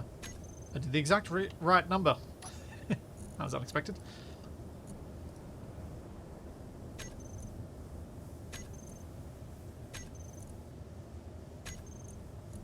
So I'm going to just do these one at a time, rather than trying to do the whole lot, given we had that game crash. I'm now going to save the game. And then we're going to go all of the things going on. Then all of the things launching. 1, 2, 3, 4, 5, 7, 8, 9. F8. That is going to look really cool. Let's see how they go. Oh, I should probably turn damage on.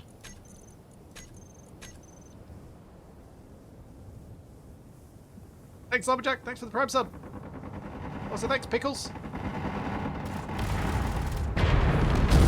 Oh! Oh! Holy... Okay, that was a lot more effective than I thought it was going to be.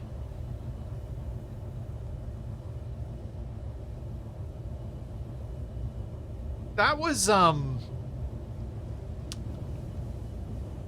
wow. They got through those turrets like nobody's business.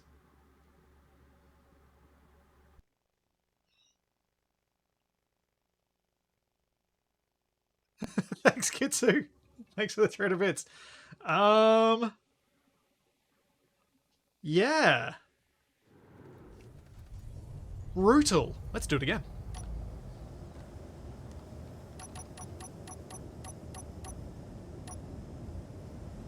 And bam, bam, bam, bam, bam, bam, bam, bam, bam, bam.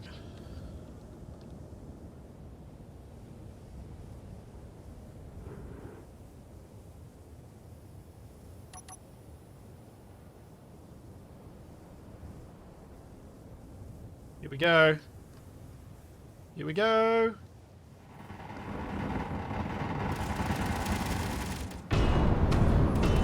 All right, damage is off.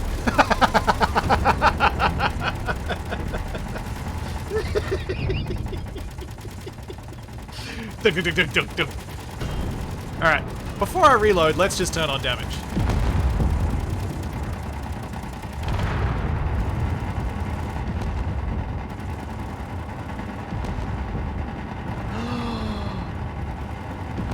I know what I want to use drones for. In assertive acquisitions. I want to use them to distract the turrets. I don't need to use them to attack the ships. I just need them to get really close to the enemy ship and fly around them while I snipe the turrets from close range. Oh, yeah. If I can manage to make that work. Ho ho ho.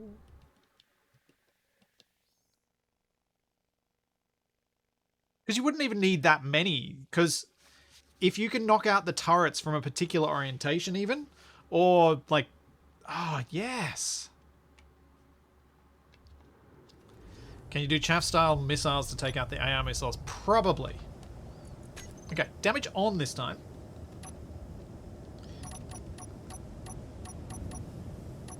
Alright. How many fingers do I have? There we go. At least they're going fast.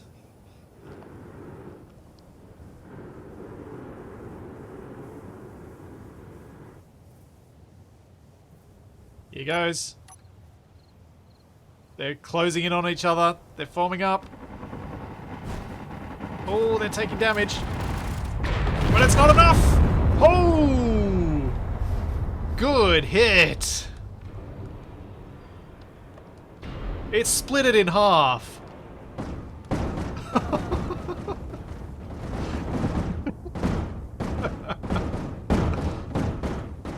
Oh, man.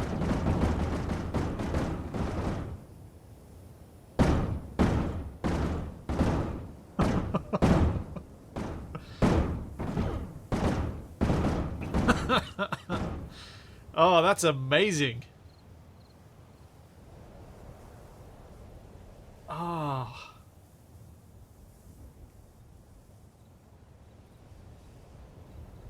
That's gonna be so much fun when you're delivering that damage. It is not gonna be so much fun when I get in the mood and decide to add one of these missiles and a printer to one of the ACS bases.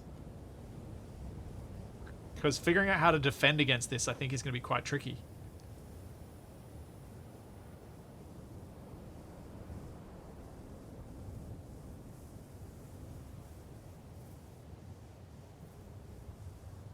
Yeah, I mean, despite being in two separate pieces, the cockroach is somehow still flying.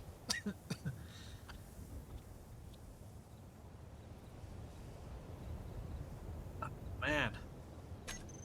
Okay, let's change some of the targeting profiles and see what can be done. Oh, this is so good. I was so looking forward to this. This changes the game in some seriously good ways. Clint Beastwood, these have warheads. They've got 4 of them on it. I'm tempted... Actually, you know what I'm going to do? I'm going to see if it has bigger boom if I just turn all the warheads on beforehand. Maybe not. Yeah, let's have the drones target the thrusters. AI.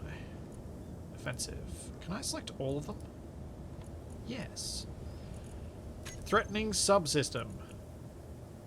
Actually, let's split them up. Although, I think part of the reason this is so effective is they keep piling through the same mark. So go propulsion.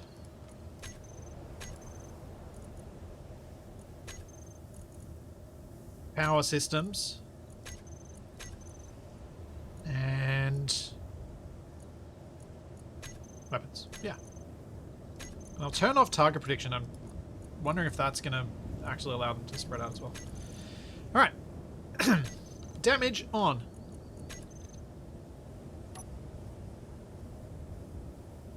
Spectator cam locked.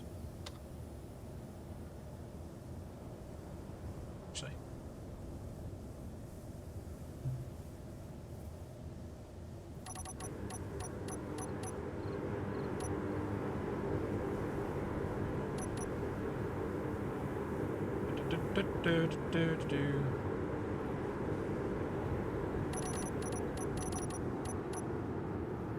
Okay. Here goes.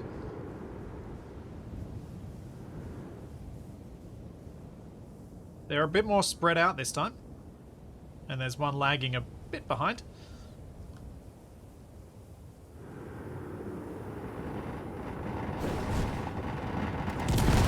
Oh, one missile down. Oh, hitting the fuel tanks makes it so much more spectacular.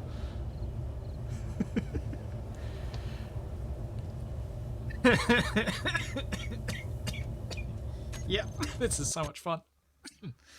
So much fun I can't stop coughing.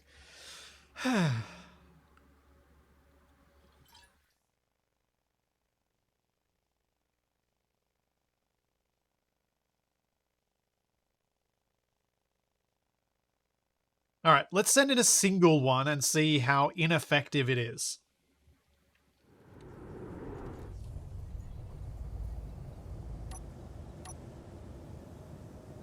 Because we did see one getting taken out. So on. And maybe that's the same one? Nope.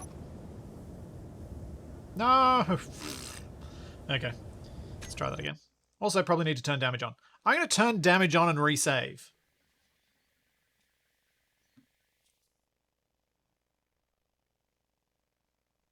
Ooh, longer wait time between each salvo. That might actually be relevant because the hydrogen tank explosions might be taking out some of the incoming missiles as well.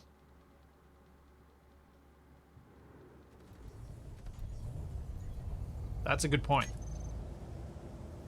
It's annoying that these don't line up, so let's just turn all of these on. It's creative mode, so we're not going to run out of power. So we'll save with them all on. Alright. I don't know which one's going to launch, so off we go. Catch up? Nope. Too much catch up.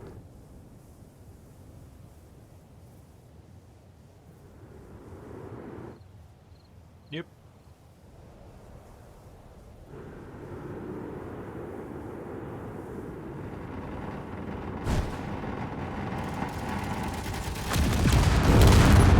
Ooh. What the?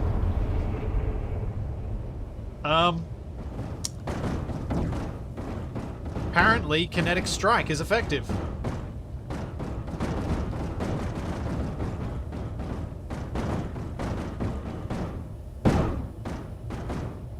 Moving at 100 meters a second is enough to do a significant amount of damage. And yeah, I think possibly some of the warheads survived too. Let's launch another one. Might watch it from here just to get a better idea of how quickly that thing is coming in. So we hear the clanging about of something inside the wreckage. Here we go, incoming. It's taken out the battery, and it missed.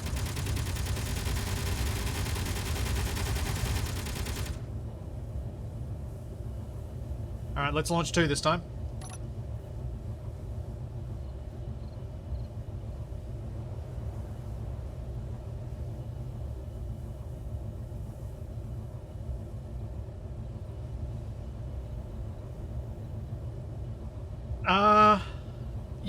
So gravity propulsion won't give you any more speed because you still hit the maximum speed limit of Space Engineers. One down, but the other one hit. Oh, and it was a good hit. All right, let's finish her off. Can they get here before it hits the ground?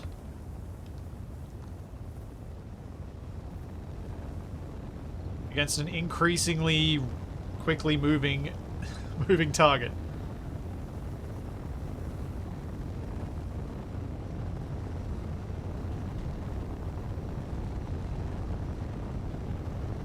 Come on, little missiles, you can do it.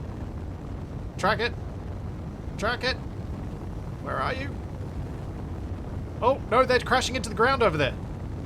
They've just piled into the ground. Ah. I think we see a problem.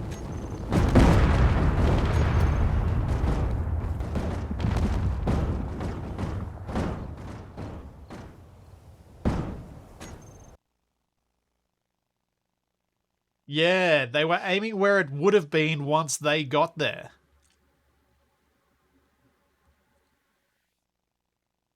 Interesting. I'll be back in just a second. I need to take a quick bio break, but when I get back, I'm going to try and see what we can do against a moving target. I'll set some of the thrusters on the cockroach to override, and we'll see how they cope against a moving target and see what we can do to avoid this problem. But I will be right back.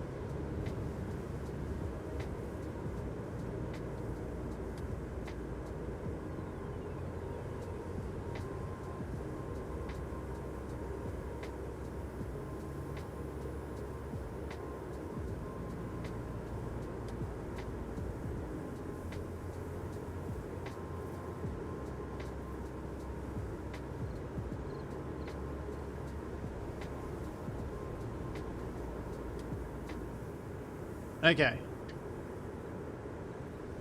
So, let's have a look here. Let's turn all these off first. Oh wait, that's not an on-off command.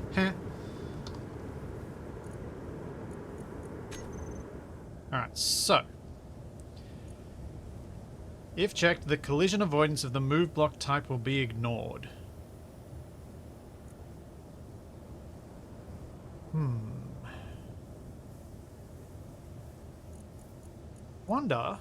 I wonder if all we have to do is grab these move blocks and put collision avoidance on.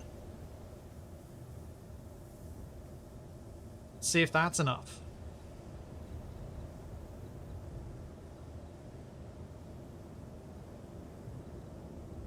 Because I don't know at what point it turns off the collision avoidance.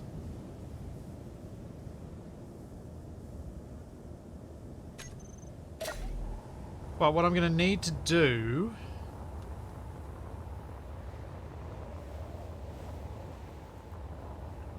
I'm going to test this effectively. The reason that worked just then was because this had a path down towards the ground.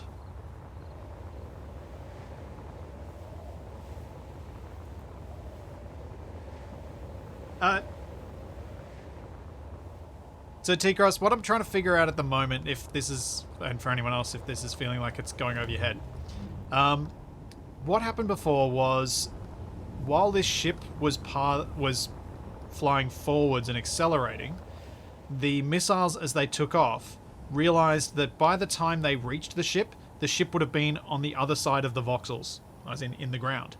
So they tried to head towards that exact path. Which means that they hit the ground over there near the base. What needs to happen, ideally, is probably... I reckon we're going to need to have 2 combat controllers. One to get within a reasonable distance of the target, and then one to switch to the intercept mode. Or some other method of switching to the intercept mode. So that they don't crash into the ground. I'm wondering whether we could, with most missiles, just get away with a simple timer trigger. So have a timer, assuming they can do it. Let's see.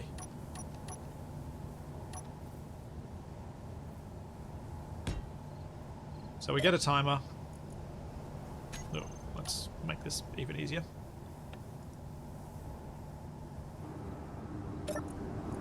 Now, timer block can, if it has a setup action to with the combat controller, no,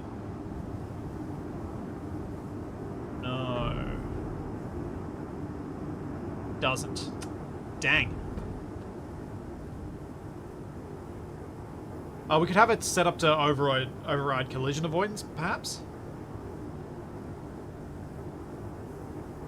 But it doesn't seem to have the option to change the type of behavior we're using. Because the behavior we're using... Oops.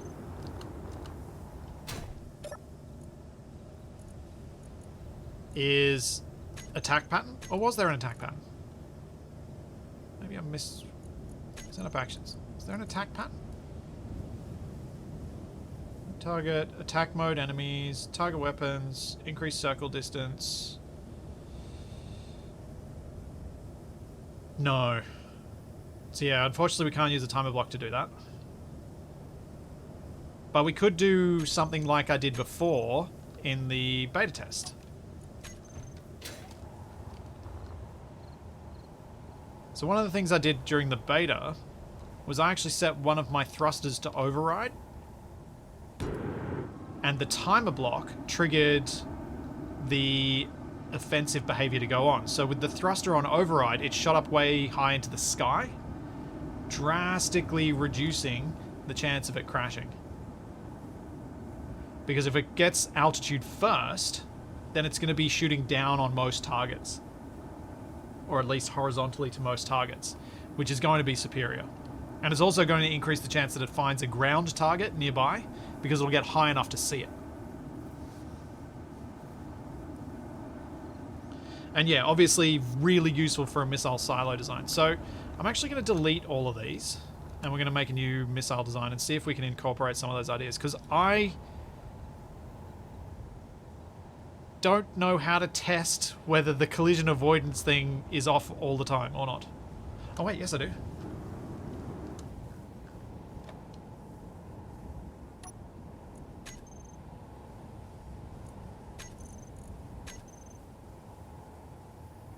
Doop. Oh wait, it's not gonna. It won't. They won't detect the target if I put it below. Dang it. Yeah, do it like an ICBM. Launch up, acquire target, fire. Track.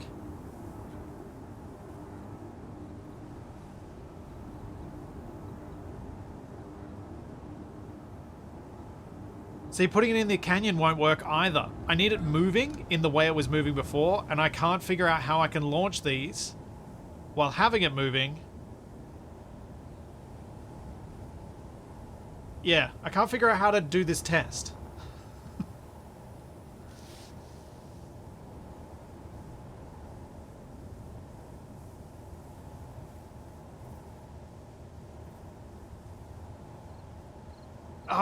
Yeah, I basically need to have the...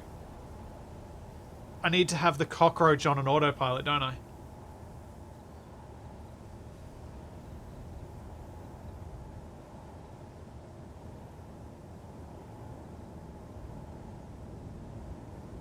But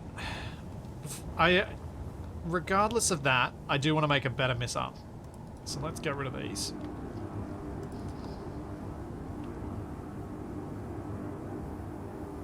Because I want something that's doesn't require me to press two controls on my hopper.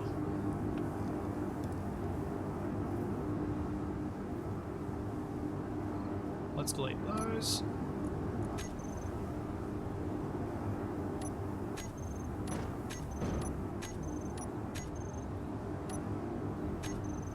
Oops.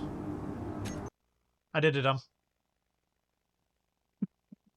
deleted the wrong thing. And I was doing control delete, so there's no undo.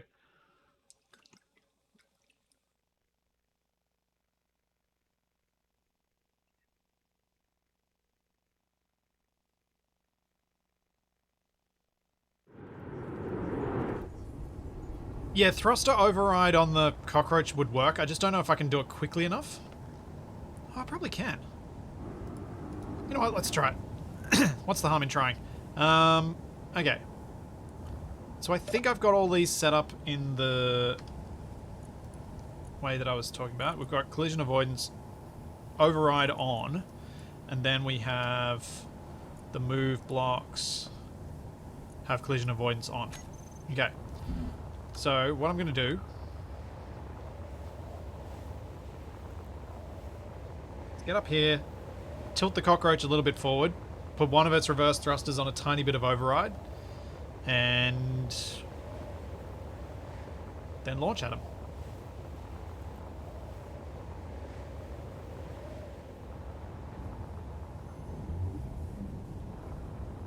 Yeah, find us this. That's a really good point. This could be an effective way of dealing with drones that are attacking you. Fly near the ground. Like, if there are missiles coming in, fly near to the ground, so then you know that they're going to intercept where the ground is, and hopefully that'll allow you to lose the targets. Like, these sorts of incoming missiles are the sorts that you're going to be able to do a canyon run and have them destroy themselves.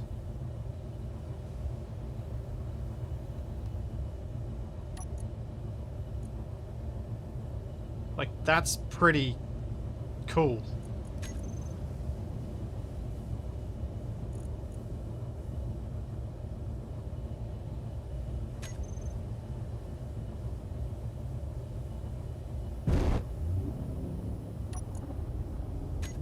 Just gonna tilt it forward. I really hope I can create a situation where I get to do that.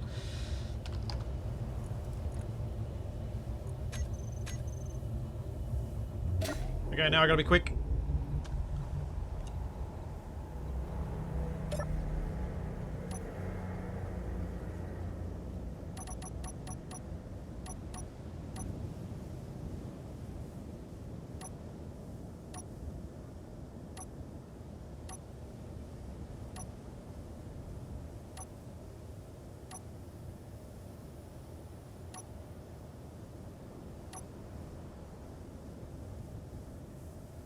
Alright.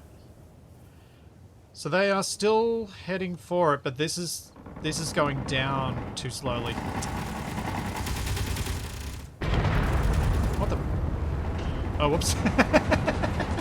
I did the thing. I did the teleport the whole grid thing. Whoops.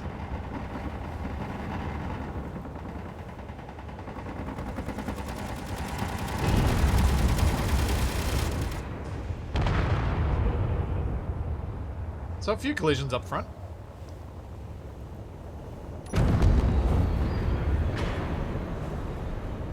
Oh yeah, did some damage.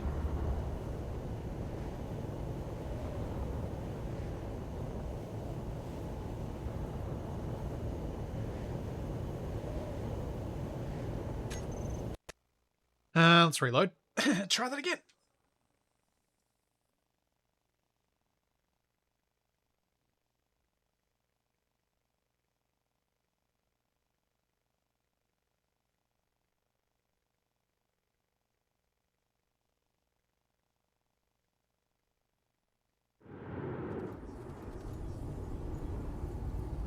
Okay.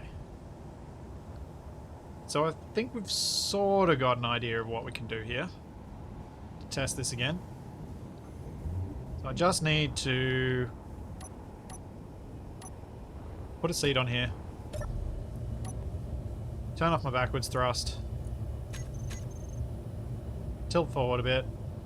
Maybe even a bit more. Pop out. Quickly jump back. Yeah. Quick, quick, quick, quick, quick, quick, quick.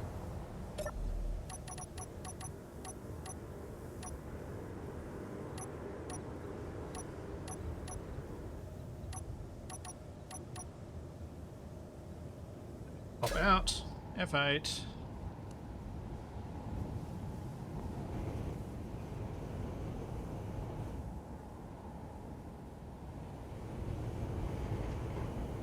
Alright, so the missiles are actually flying pretty close to the ground.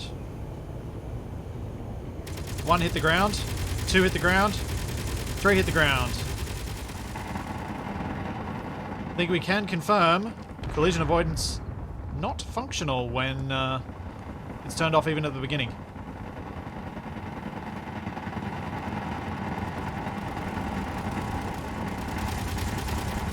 Oh, yeah, here you go. If you can move away from the source of the missiles, of course, because they're going to go at the same speed as you, they can't catch you.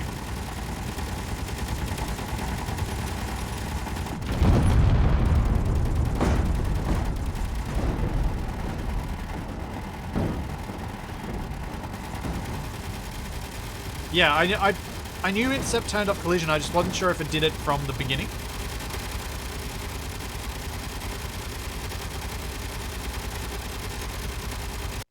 Okay, cool. Now, let's set up a better missile.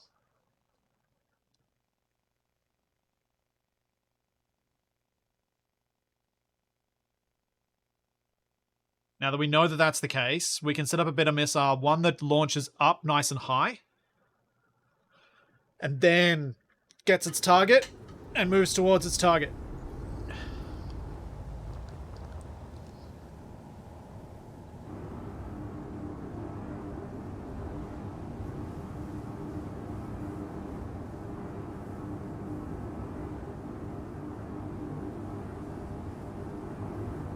In fact, I may make a completely fresh missile. The battery seems to work really well as the leading point. It's a heavy, fairly solid object. It means you don't have to have a super heavy missile. But I think also having a backup battery that's just enough to power your sensor so that your warheads can still trigger is also quite possibly useful. So, let's start again.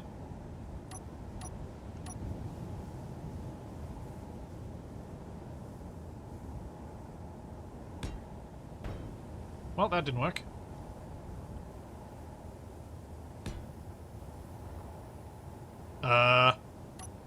What? Apparently orientation doesn't matter.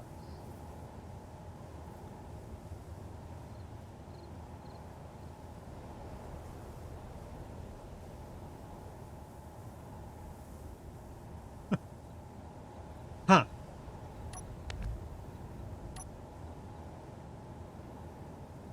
Oh yeah, if it can lock, inventory can pass through it.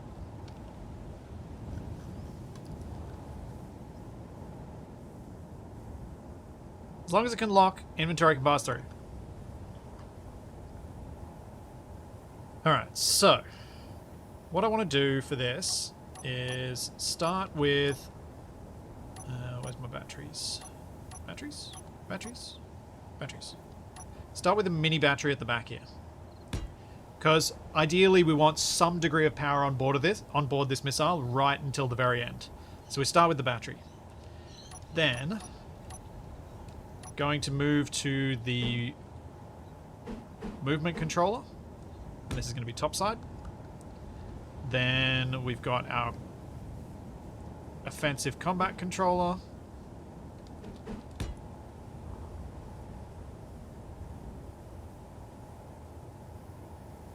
Then, what else do we need on this?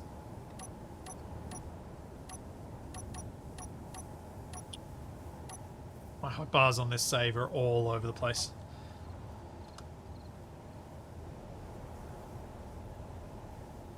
Yeah, timer blocks as well. I'm thinking what I'll do is put our Atmo thrusters around like so. Part of me wants to make this hydrogen and see how it works. But I'll make another functional Atmo one before I go hydrogen. Because hydrogen should only need a small hydrogen tank for most things in range. So that should be enough lift, enough thrust. Then let's go with... where are my warheads?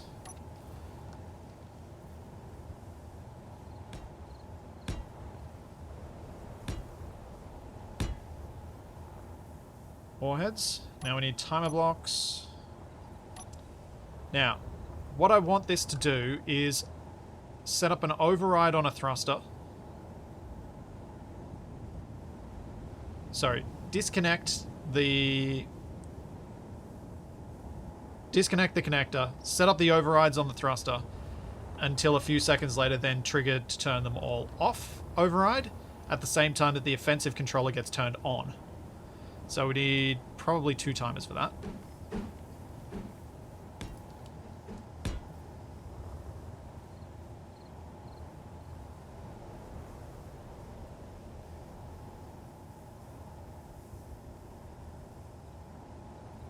No, while orientation doesn't seem to matter for getting the connectors to connect, it does not allow more than one connector to connect to another one. So you can't have 3 connectors in a weird connection setup.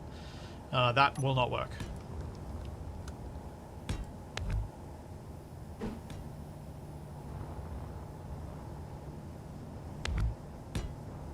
Because you can only have one connector can only be connected to one other connector. Then we'll put a warfare battery on the front. We've got a fairly compact little missile here. The other thing I was thinking of doing, just because, why not? Some blast door blocks.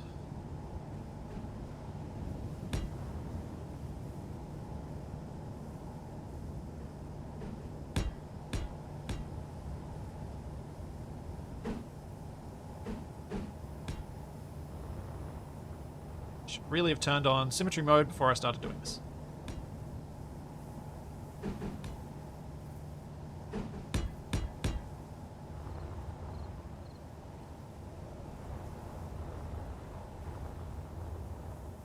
Just wondering whether if I put blast door blocks on the battery, whether it'll survive just a little bit longer as well.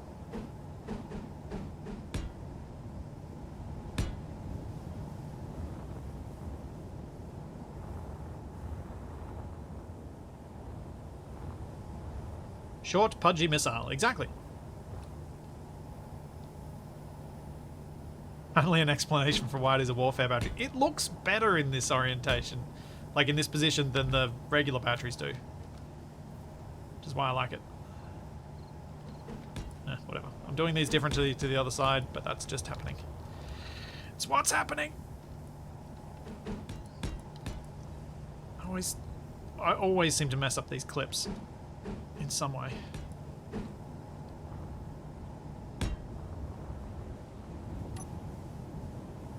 Doop. Doop. Doop.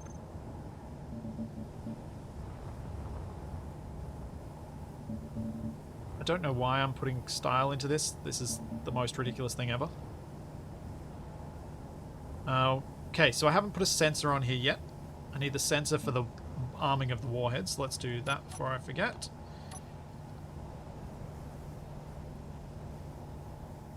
Event controller, programmable block. Automaton, programmable block. Sensor. Do I have... Nope. It's going to be attached to... I don't want the sensor on the front. I want the sensor actually probably right at the back. So it's the least likely thing to get destroyed.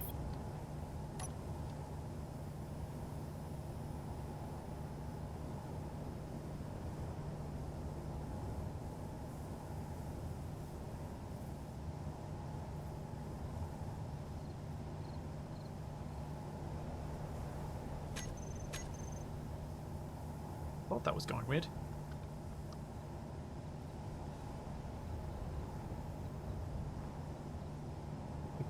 Nope.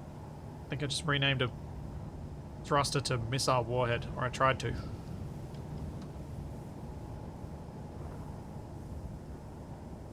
Ah, seriously, stop moving when I stop. So, this missile is obviously, as a few people in chat are pointing out, moderately expensive. It's not that bad. It's just a few ammo thrusters and some magnesium and some... Like, it's nickel, magnesium, a little bit of cobalt, silicon, and iron. Like, those aren't expensive components. This is arguably cheaper than a standard rocket, which requires uranium. Yeah, and it's only 1 grid per ammo. Like, this could be made cheaper. Absolutely. It could definitely be made more cheaply. I'm also going to put on this, for ease of use, one of these. So. Then going to grab our timer block. I'm going to call this missile TB takeoff. And missile TB target. So takeoff. What this needs to do is needs me to label the forward thrust.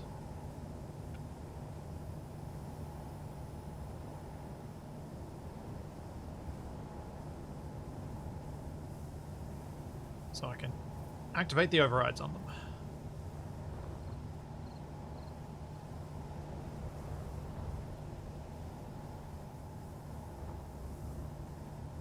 Okay. Alright, now we can go back to the timer block. Missile TB takeoff. Setup actions. So what we're going to do is we're going to toggle override. Oh, actually we're going to increase thrust override. Increase thrust override. We might do this a few times.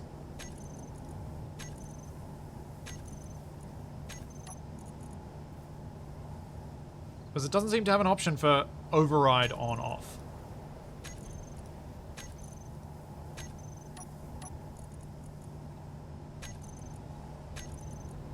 And yes, if you do this across multiple hotbars, it does it multiple times.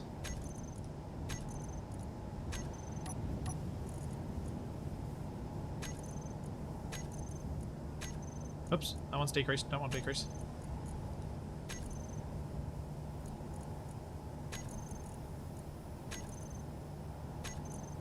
Okay, so that's 6 times that. At the same time, it will disconnect the small connector on the missile. Unlock. No. I don't want block on off and set it manually, because then the block is off and the missile can't use the block to launch and hit the target.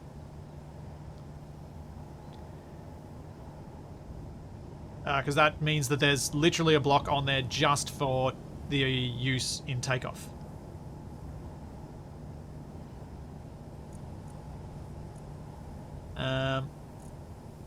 So we switch lock, we activate these, it shoots upwards, which is what we want. Then, at the end, we want it to, and we also want it to start the next timer block, which is this one. Start.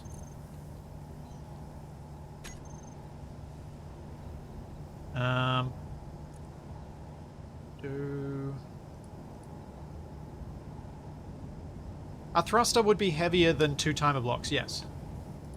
And we're going to use the timer blocks anyway, so why add the extra thruster? This is more efficient. So the target one, after 10 seconds, it's going to take our offensive one, and it is going to turn the AI behavior on. Just in case, set that on.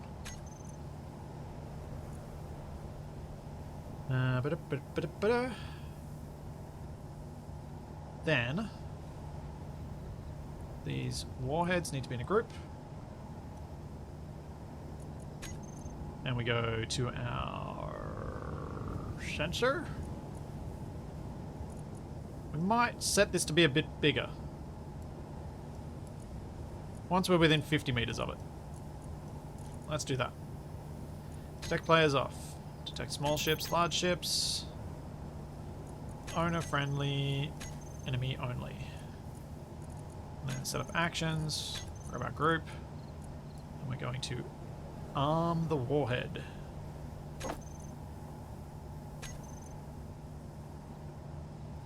Cool. I think I've done that right. Can you make smoke trails for them? Oh yeah, that's right. That's the other thing I want to do. I need smoke trails. Where is the exhaust block? There it is.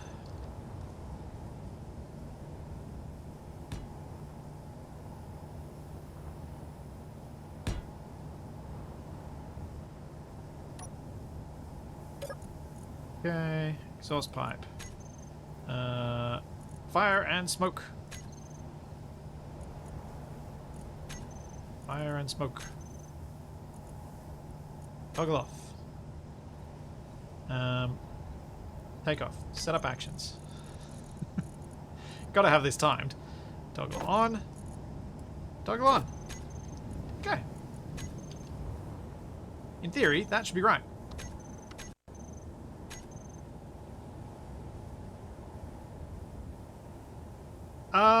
Yeah, Nev, in theory I could... Yes, actually, you're right. What I should do with the thrusters is the opposite of what I've done, because I haven't done the next step either.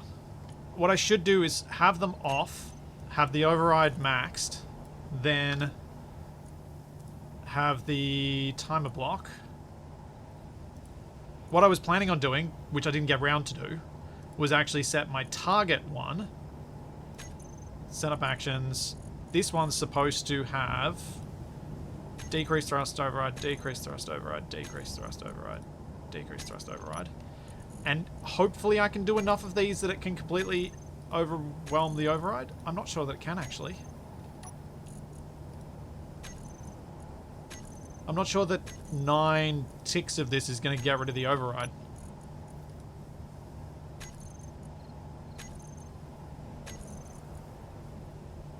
It may not be able to.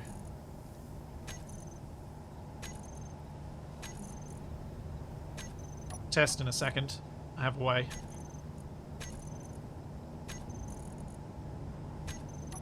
So that's 6. And then we have a 7th just to make sure that it's more than the other way.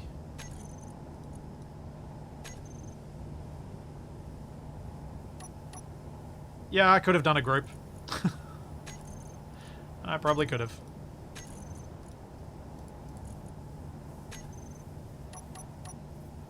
But it's done now.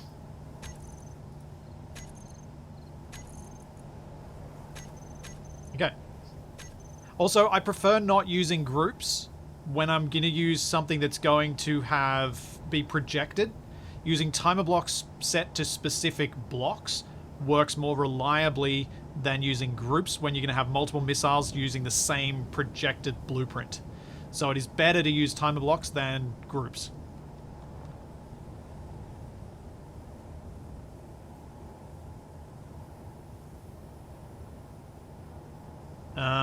Now, what I wanted to quickly check was...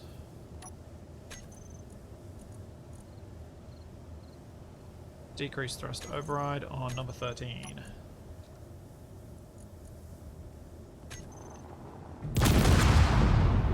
Ow. That works better when damage is off.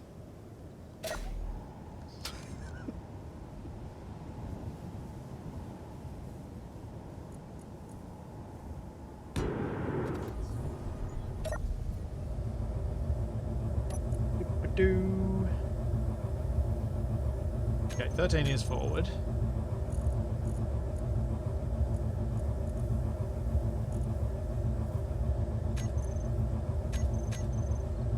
1, 2, 3, 4, 5, 6, 7, 8, 9. No, so I can only have thrust override up to 45%. And have a single timer be able to turn off the thrust override. Okay, so we will get that off again, turn them on. Alright, in theory, this should work. Let's name this Ballistic Missile Test. Control Shift B. Then we go take off and we trigger now.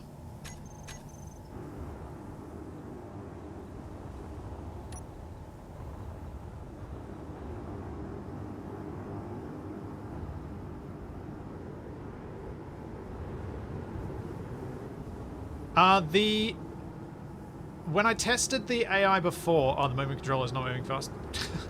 When I tested it during the beta, it did not turn off the override, but it did. Well, it turned off the override, but it didn't. It then didn't use that thruster.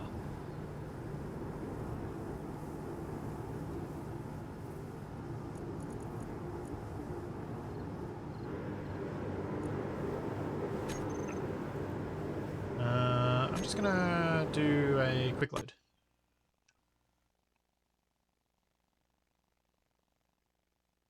Single timer block set to reduce override, then re-trigger the timer block so that it cycles itself. Yeah, that could work as well. I don't know what impact that could have on the AI block that it's also telling to turn on. It probably won't have any. So I'll give it a go.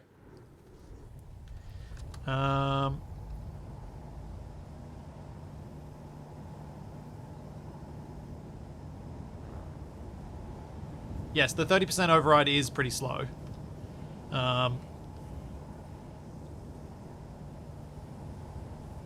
Does make you think that maybe having a launcher system for your missiles, like a gravity-based launch system in space, would be useful.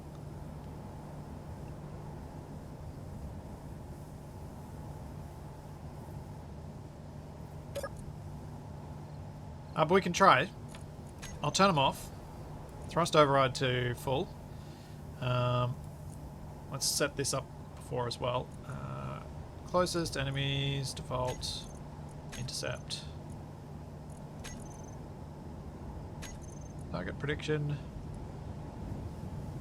Then the timer block for thing for takeoff needs to also turn on, turn on, turn on, turn on. Okay.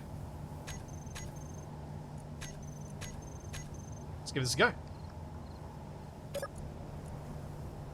Take off. Trigger now.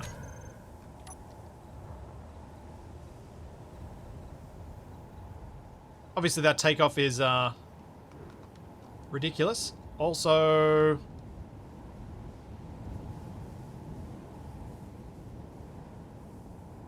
does seem like it doesn't work. Oh, maybe it does. Cannot get my spectator on it.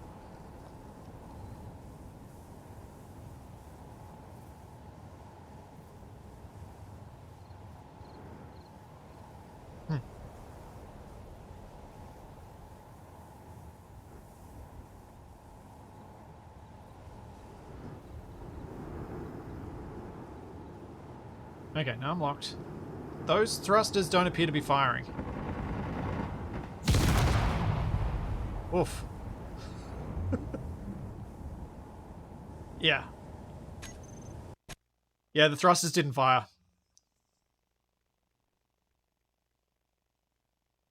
So the AI control blocks don't seem to be able to override an override.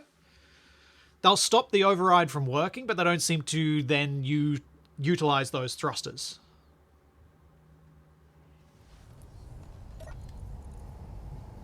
Let's just make sure my move controller is set to fast enough, because it wasn't. But this was clearly moving faster than 10 meters a second. Anyway. So we'll set that up, because that wasn't set up properly. I kind of want to try it again. What I'm going to do instead of just trying it in again... actually, I'm going to try it again as is.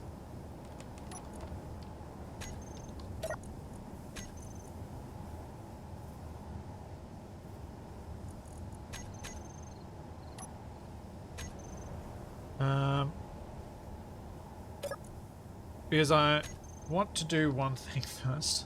Before it takes off, I'm going to set my spectator on it. Because that makes life a lot easier. Now, takeoff timer. Trigger now. F8.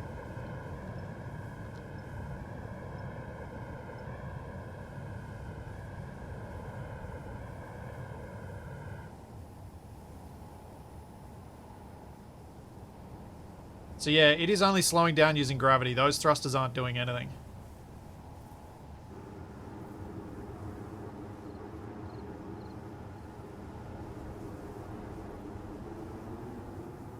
Okay. That's alright. We can... I shouldn't have reloaded. Dang it, I should have just pasted a new one. Yes, this does create a ballistic missile. And now I can just get rid of that override by re-triggering the second timer block on itself. No, in the beta, it didn't work differently. I just overrode only one thruster as a way to get around this. So what I can do here is grab the target timer block, set up actions, and tell it to trigger itself. And now it should work. Let me just check that all this is correct. I think I saved just before I took off. No, I didn't.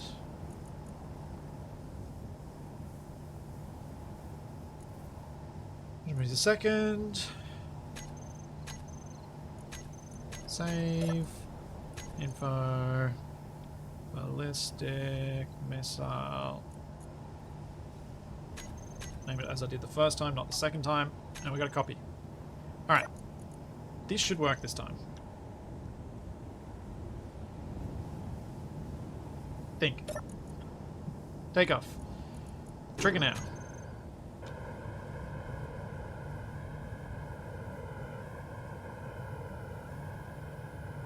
Hey, Lord BLM. There we go. Now you can see the thrusters are on and they're pushing. And it is accelerating towards the target. It has probably already reached 100 meters a second, which is why they're no longer pushing.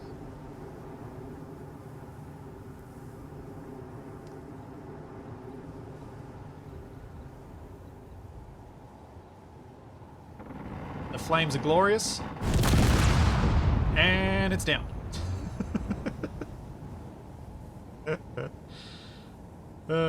Yeah, it's unfortunate there's no way to turn on and off the override. That would be really useful.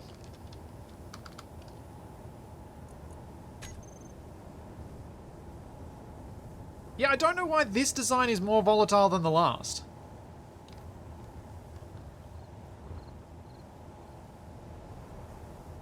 It doesn't really make sense to me.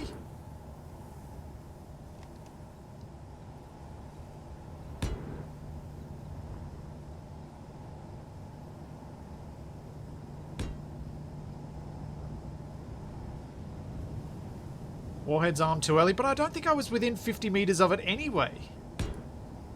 Wait, the warheads are armed. Oh, the warheads are already armed. That's the problem.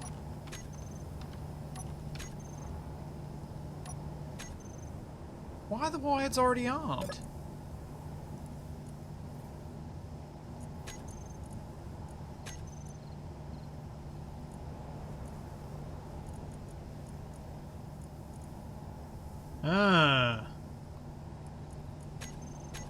Let's turn the armed warheads off, and now they can take a couple of hits before they go blammo. That would help.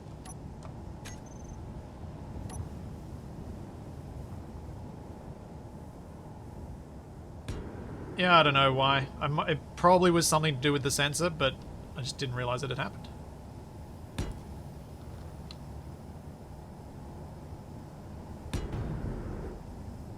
Magnet strength. Good.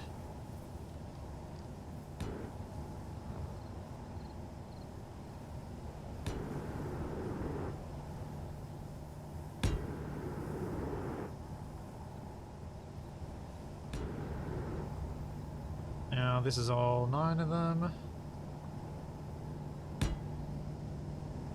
Okay. So we can switch lock on all these.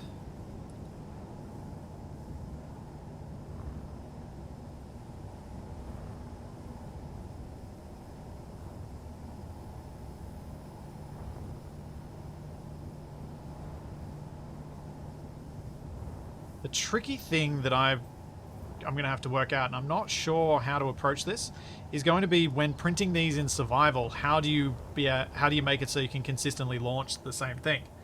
And I think the event controller is going to be the key. So, because you'll be able to make sure that the connector block on the main grid remains the same connector block, you can have an event controller on these missiles that triggers on its own connector disconnecting. So you can just press disconnect and then it'll trigger all the actions.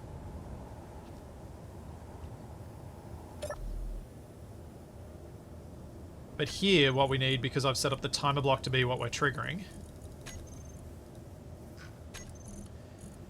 we want takeoff. So we want...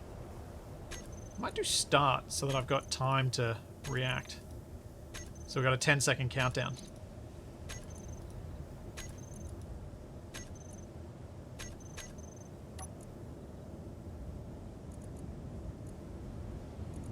Or even a 5-second countdown, because 10 seconds is too long.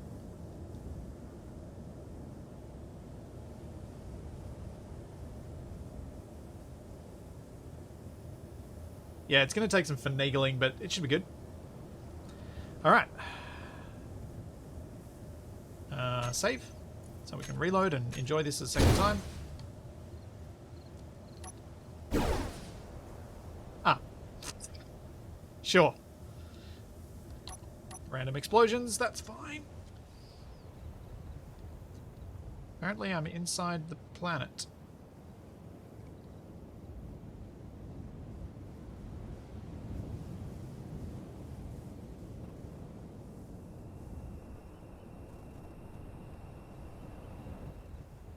Less than ideal. Hey, Blandbeard. Welcome. Let's lock onto that. Let's go and start this thing. 1, 2, 3, 4, 5, 6, 7, 8, 9. Switch to Spectre. Oh yeah. I'm unfortunately following one of the first ones. It does look so much better with with the fire effects.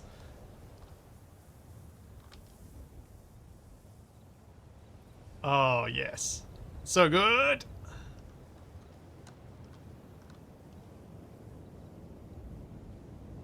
How's it going, Blambid?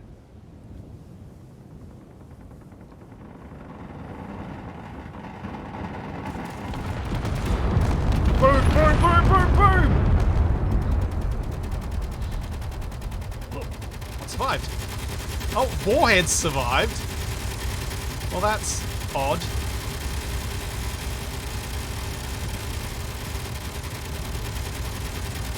Wow. A lesson for anybody. Interior turrets suck against all grids, not just large grid.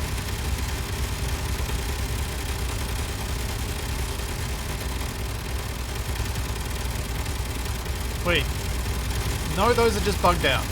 There's no way that's still intact.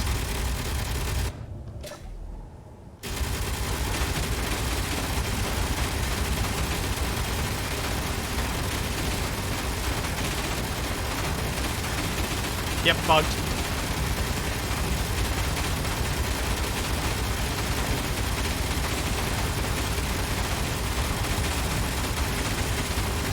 Interesting.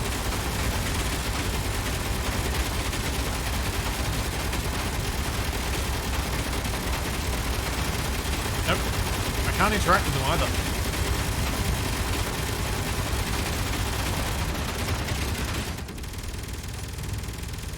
Okay.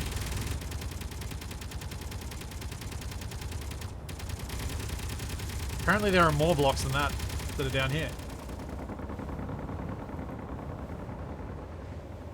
Is it another warhead? It is another warhead.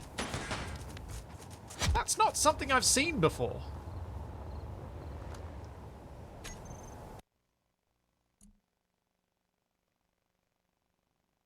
Although, it is somewhat consistent with the odd behavior of multiple warheads trying to explode on the same game tick.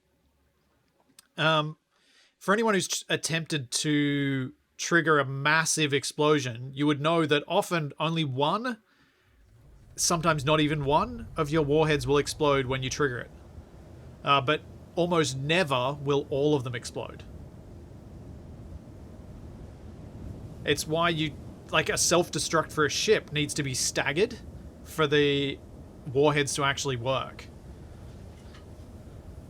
It's been a problem since ever. And I'm wondering if that's caused this immunity that we just saw. So let's try staggering them a bit more. I'm going to guess this one. That's my tracked one.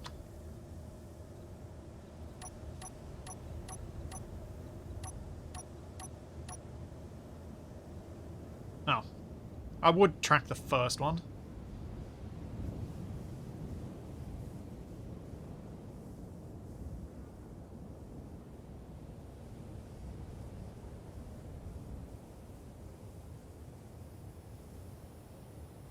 The arching path does look cool. Well, time to watch you get shot up by the bullets.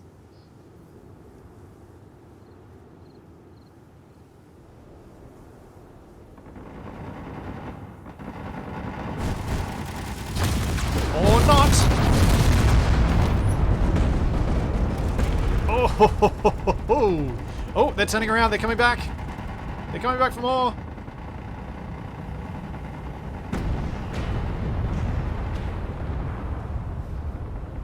There's still one missile up there. Not anymore.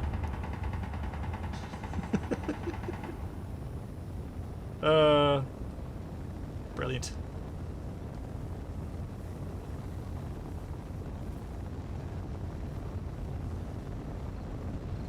Absolutely brilliant. There's just gonna be no stopping this stuff. Like, even if you feel like a salvo of that size is expensive, the cockroach has a lot of Gatling guns on it. If it can't stop them, what is?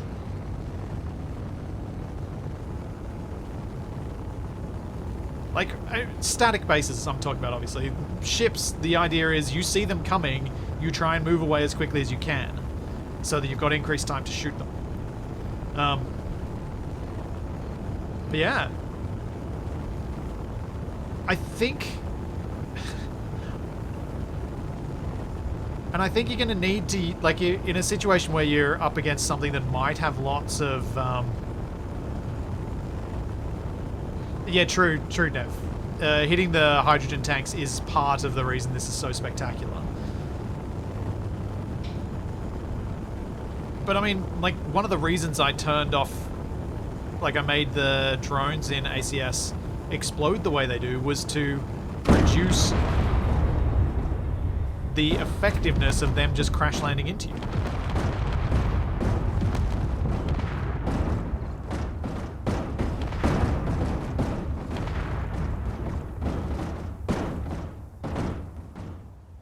Huh. Did decoy blocks have any impact?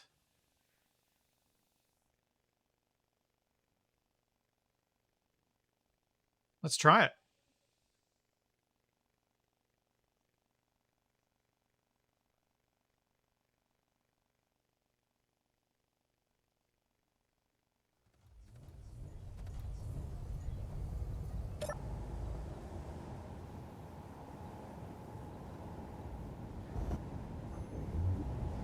So, to make decoys effective, They need to be a long way from the center of mass.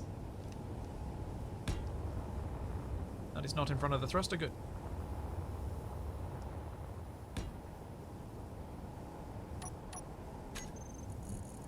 Oh, hold up. I need to do something quickly.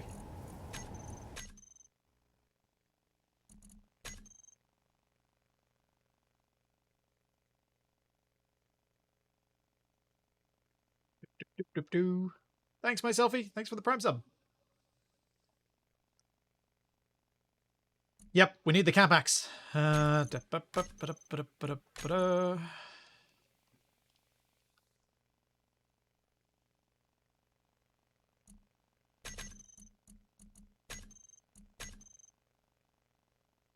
done.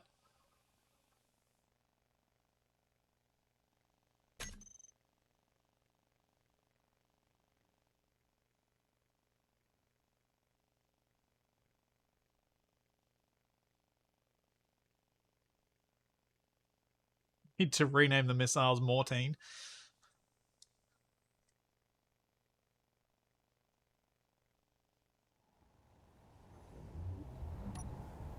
So,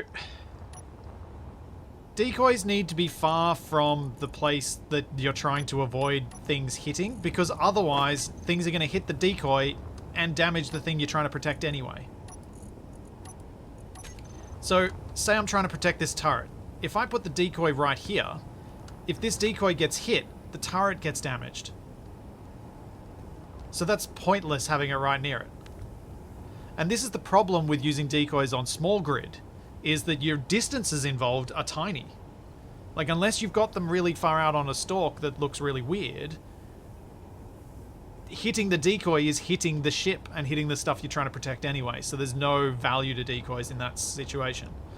Droppable decoys can be valid, but won't work against things like the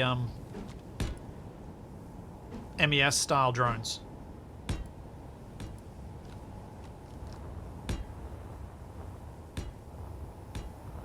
There we go. Dancing Capax and one with his arms up. Perfect.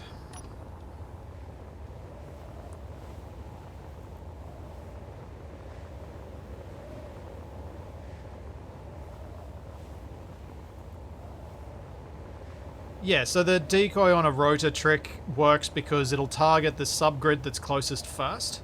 Because this is all a single grid, those decoys should still be valid, because it's targeting on the same grid. If you want to have a really effective decoy, you want basically a swarm of drones orbiting your ship, because they'll get targeted first both by MES-style drones and by vanilla stuff, and so they should really distract anything that's coming in very effectively. But that's very expensive, difficult to coordinate, and your ship will probably get hit anyway. Alright. Let's do this thing. 1, 2, 3, 4, 5, 6, 7, 8, 9. And this is when I realized that I did not track any of them, so let's just watch from here.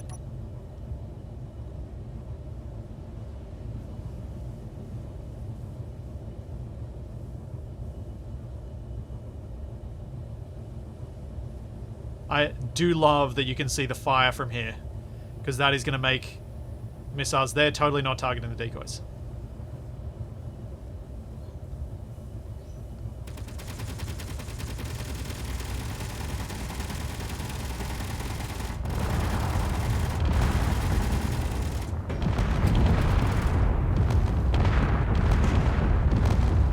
Okay. Next test.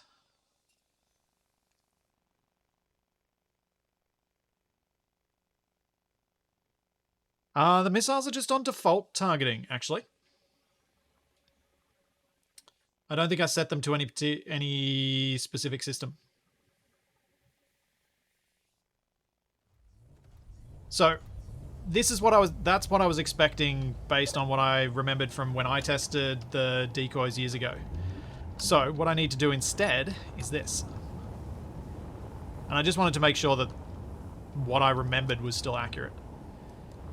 Instead of that, we do this. And just to make it clear, So these will now be closer to the missiles than the rest of the ship. Oh, right. Yeah, I didn't change the owner of the decoys, did I? Do decoys have owners? I didn't. Let's undo this part of the test. Test was wrong. So now it's getting shot.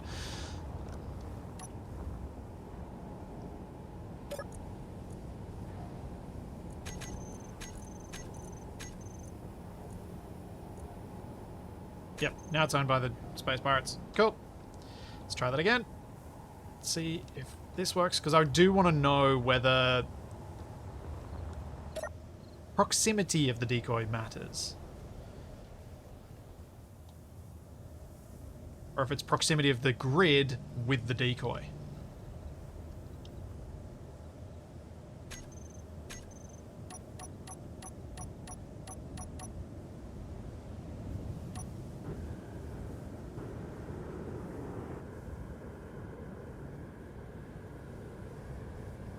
Could decoy small grids set to convoy work? Maybe. Assuming they're the grids that are closer to the target, and assuming that missiles like this are set to target closest. If they're set to target largest, decoys like that aren't going to do anything at all. Okay, it's still targeting the main body of the grid.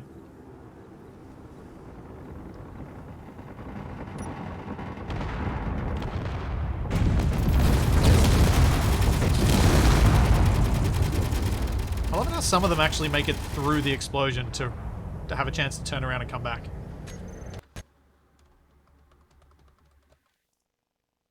Yeah, it's still going center of mass.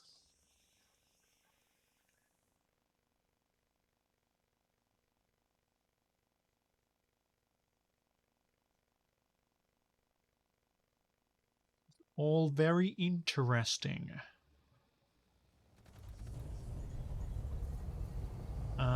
So, now we do the other test that I was thinking, which is let's put the decoys on a stalk closer to the base.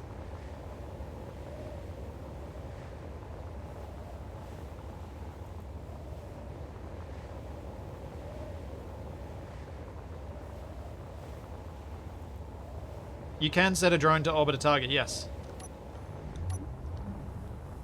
There is an orbit behavior.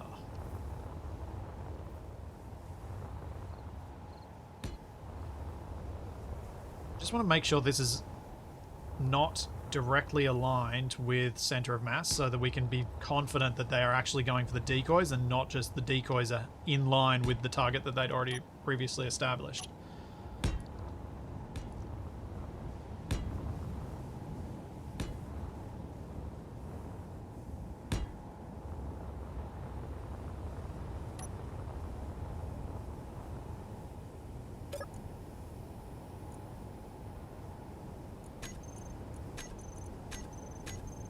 Okay.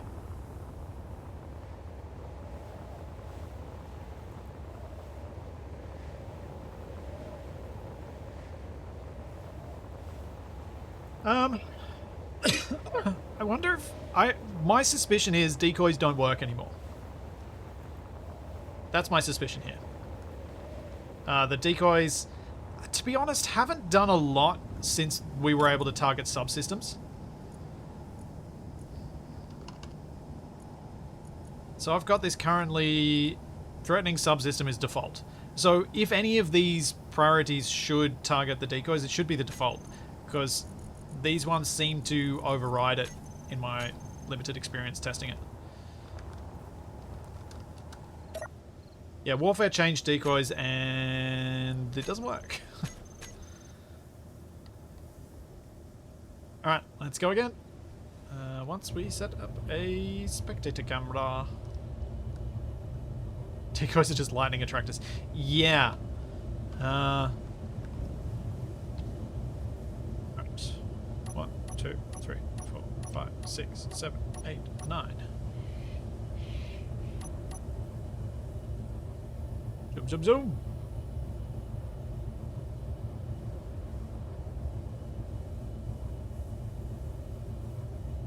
Yeah, agreed. Decoys should be, like, set to fake a specific subsystem and attract anything that targets that subsystem.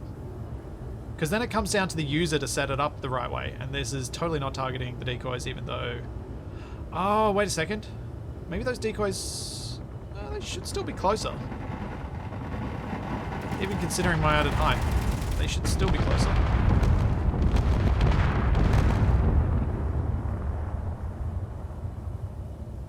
Yeah. Oh well. Kind of what I expected. I did correct their ownership.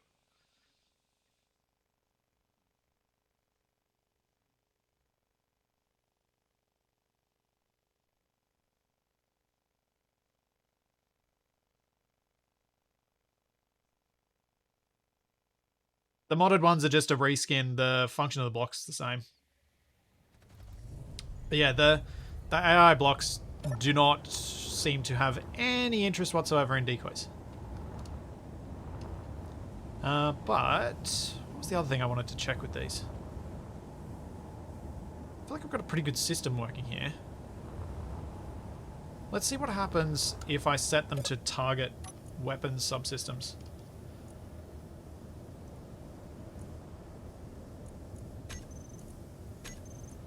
See if they actually end up hitting a different part of the ship.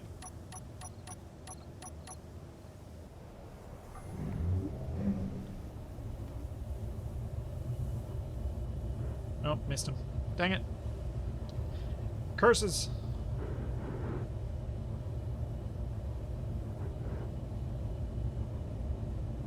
Nope. Not gonna make this work. Let's just watch from the other side.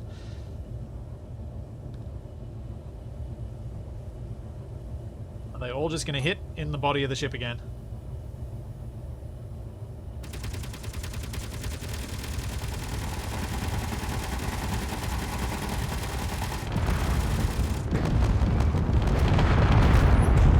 Kinda. They kinda just hit the same spot every time. Oh well. So they're not gonna be great at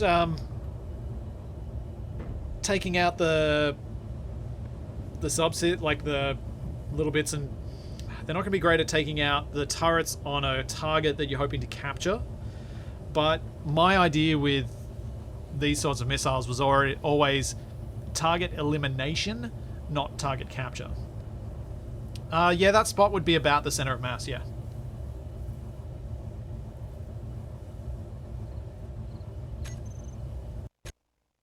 I mean, it could also be that I don't have any lateral thrust on these, so they can't readjust their heading very easily, so they struggle with that. So it could be that having an impact on the accuracy of these missiles. But what I'd like to do now is take some of my regular drones from my ACS mod and set them up with these behaviors and see how successful or not they are against the cockroach. I guarantee they're going to be unsuccessful. Let's grab a wasp.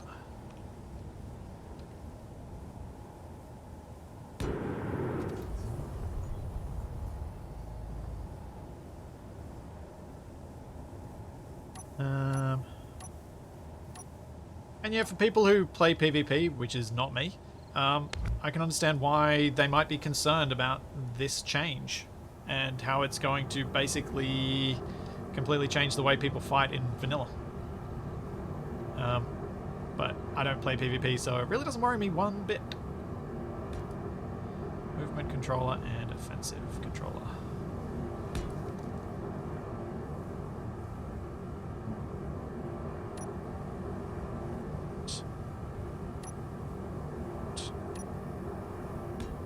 So I can interact with you.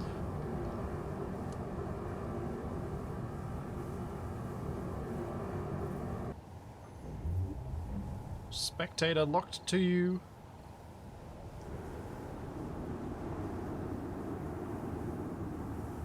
Alright, So what I want to do with this is get my move controller. I'm going to set it to have air behavior on, speed limit 100, and all that's fine. Then our combat controller. I want it to attack with a circle and orbit pattern. Actually, let's go hit and run.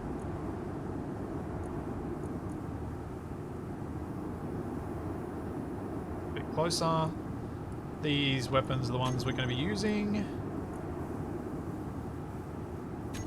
We're going to copy this because it's probably going to need to be replaced very quickly.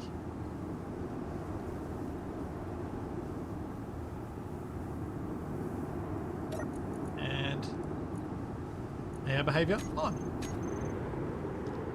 Let's go watch and see what it does.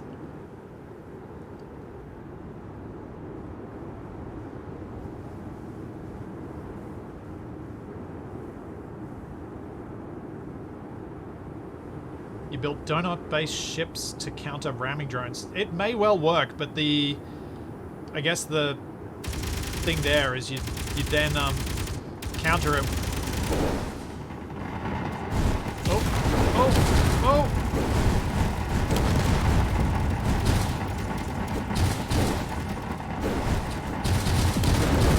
Oh, there's not much left of that.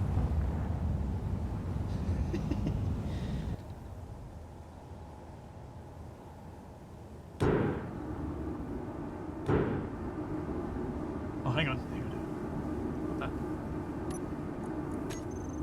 What I need is...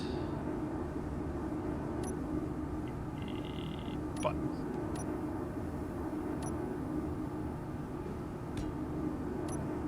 This button is going to set you to air behavior on. Then we copy this.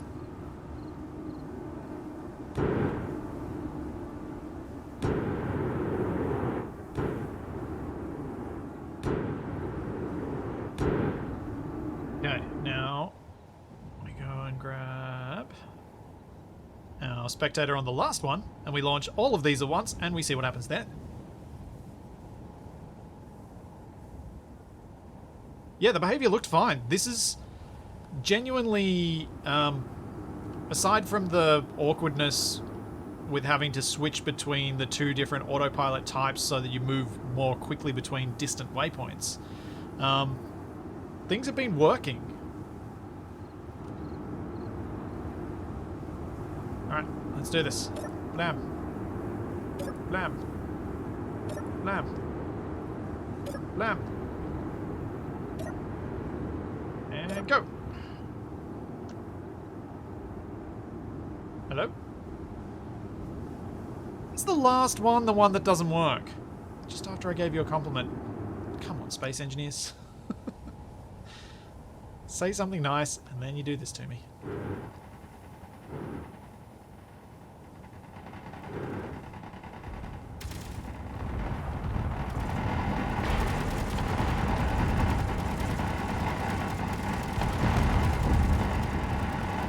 Okay, the hit and run, not ideal when you're getting shot at a lot.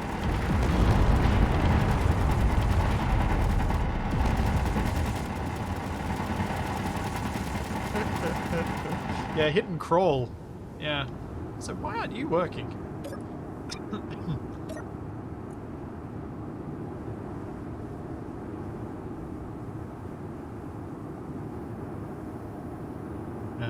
What? I don't know. Alright, let's try a different setting. Offensive. We're gonna do... stay at range. Minimum distance. Let's go just outside the interior turret range. Use static weapons. And them. See. And go. And go. And go. And go. And go.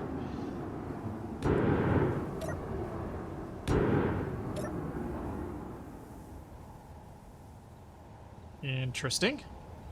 Not the behavior I was expecting.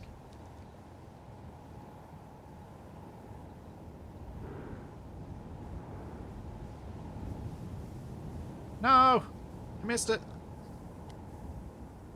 Cancelled it. I got it, and then I cancelled it.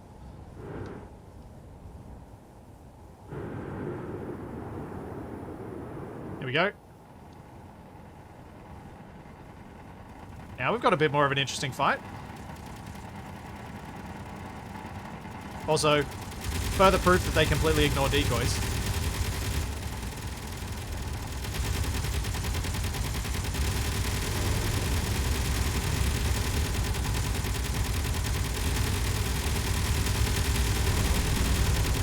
This is quite effective.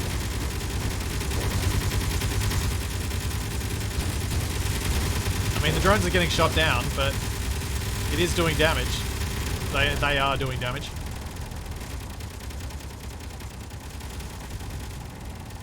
For me, the big change that these blocks and this ability enables for me is in single player, I can now have, even though they're not super effective, decoy wingmen. Like, you can send these drones in ahead of yourself, make sure that they're the ones getting targeted, and then you can go in and be the useful pilot. Which is arguably going to be far more effective than you sending in one after another and just doing it one at a time.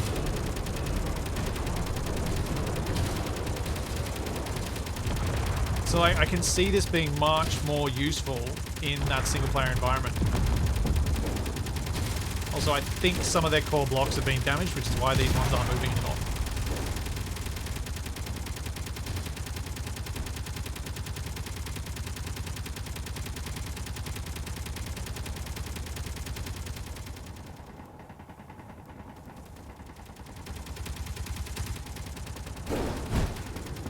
And you can see why, on a small grid, a decoy doesn't really matter when that's your spread of fire. Even if the decoy is targeted, you won't know.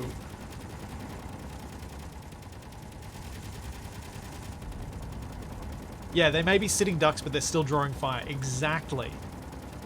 Yeah, let's try the orbit tactic. Because orbit might be more useful. Wait, wasn't I doing orbit? Oh, no, I was doing stay at range. So let's do circle orbit. Circle distance. Let's go with... If I was a player going alongside these guys, I'd probably want it to circle closer than I want to get, so that I can still pick off targets. So something like 350 meters is probably going to be useful. Let's add the weapons. That should be good. So let's copy that. Let's hit the button.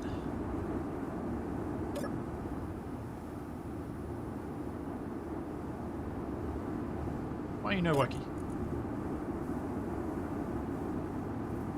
Searching for enemies. Huh? Eh?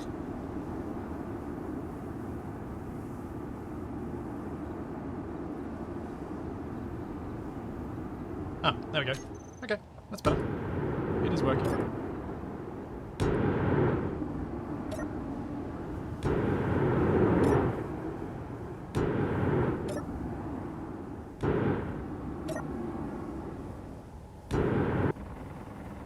Let's just quickly get myself a spectator on this last one before I launch it.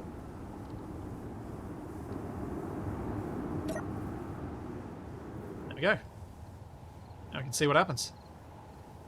So I think these guys could end up being really effective decoys for your own fighter.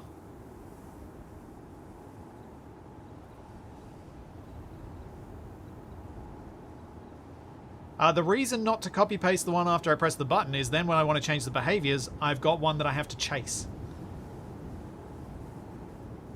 It is much easier if I don't have to chase it.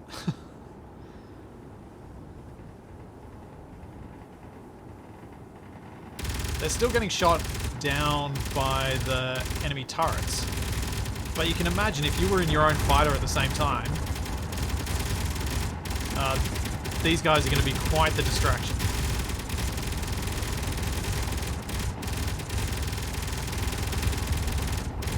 even if they were unarmed. Like, if you made them cheaply and made them unarmed, they'd still be a big distraction.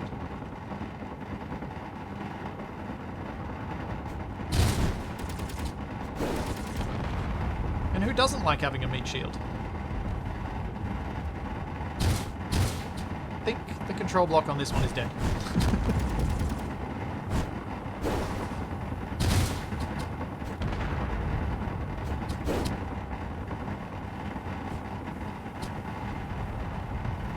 But yeah, like, I can see this being genuinely useful in attacking, like, cargo ships in MES. As a distraction technique that's a lot cheaper than getting your own ship damaged. And then you get the advantage of being able to just print off more when you need them. Note to self, control blocks to the rear. Yeah. Control blocks and a backup battery at the rear. So they can function for as long as possible. And now, I think everyone can see why I wanted to build a carrier ship for the first time ever in Assertive Acquisitions. Because having a full-on carrier is something that's going to be epic.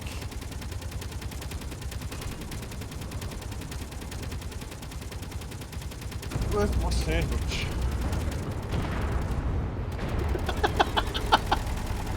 Did everyone hear that Capac comment of "Where's my sandwich"?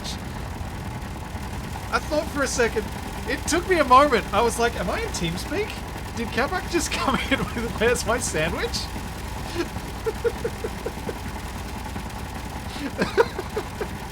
That was just awesome. Oh.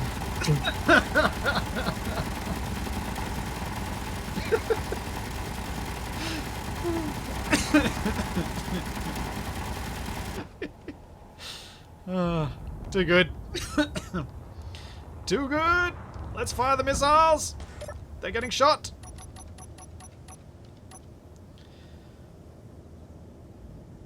Fire the missiles. Launch them all.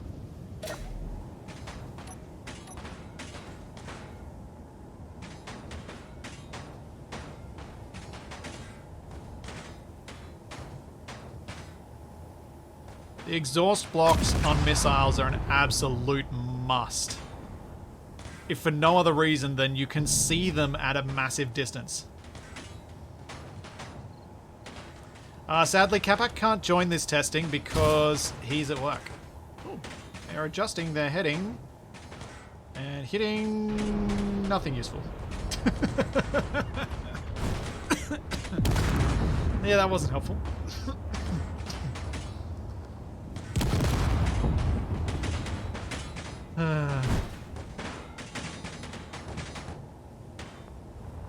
Oh, that was delightful. So, what I think I might do now is actually something not testing related. Sure, save, whatever. I'm going to load up, add some things to my scrapyard mod, because I think we need it. So that would be Scrapyard Build World.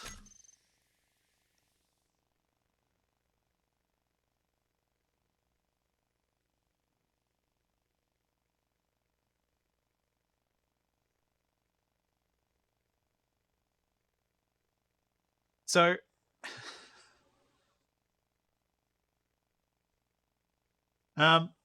one of the things I've already done for the scrapyard scenario that I just published to the workshop is I've already removed the event controller and the various new timer block, new programmable block and vent variants from the build menu, so you can't actually build them. Which means I now need to add some of those blocks to some of these things and have them be able to spawn into the game so people can find them. Because at the moment, they'll be without event controllers, and that's a bit sucky. Also, I want to change something. I put an awful lot of light armor panels, heavy armor panels on these, which is not great. Also, I do like that they've added these half panels in the center. That'll potentially be quite useful. Now, I know I added these to this grid because I thought they were going to be... I thought they looked nicer, but I think we just got to get rid of them. You get way too many grids.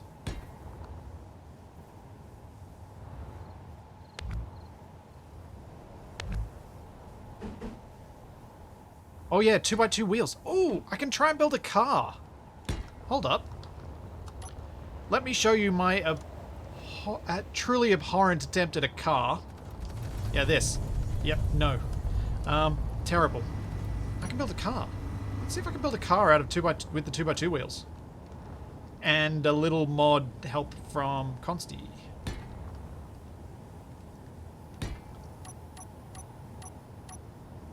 So, 2x2. Because the 3x3 wheels are just way too big for like a normal human-sized car.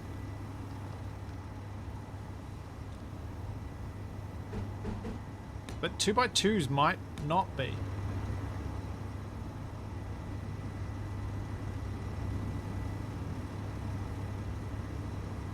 Yeah, 2x2 is part of the new update. Yes. So, one of the mods I have active in this particular build save is one that allows me to place stuff within the collision box of small grid things. So based on its collision box, not based on its placement box, which means things like this can be done. Where that is right up against the wheel, which you normally wouldn't be able to place. Now, unfortunately, that only works for stuff that doesn't have a deformation effect. If it's a deformable block, it doesn't work. It only works for non-deformables.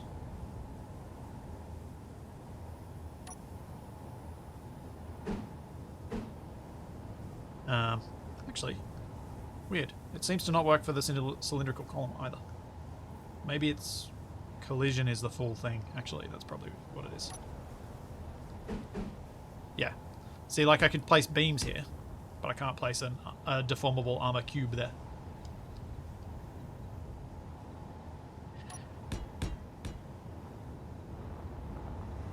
This is going to be too wide, so let's try and narrow this thing by a block.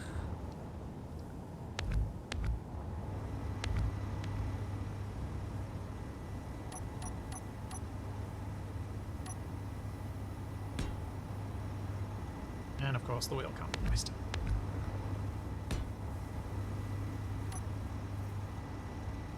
Add wheel. So this is kind of the thing that I'm really excited about for the 2x2s, is that more normal human-sized vehicles can be built.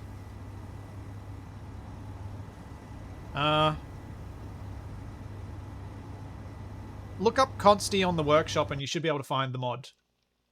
Space Engineers Workshop Consti. Precision placement. There we go. Easy. There's the mod. Whoops. I accidentally put a full stop at the end of that. Still works. So this is... Excuse me. I just need to fill up my water bottle. One sec. So at the moment, as I was just explaining, the event controller has been removed from the G menu for the scrapyard. The new variants of the programmable block have been removed, but there are no ways to get... Come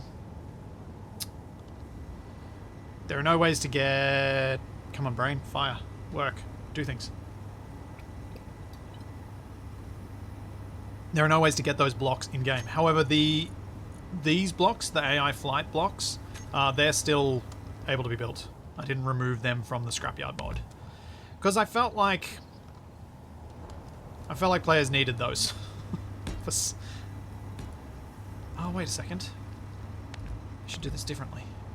Let's see if I can get make this a little two-seater rather than a full-on four-seater sedan type thing. So, what can I do with the cockpits to get them nice and low to the ground?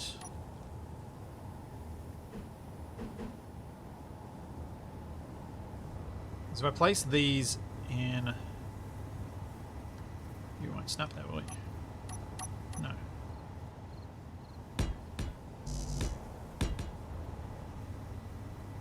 The suspension is a bit bulky for the wheels still, unfortunately, but it is what it is.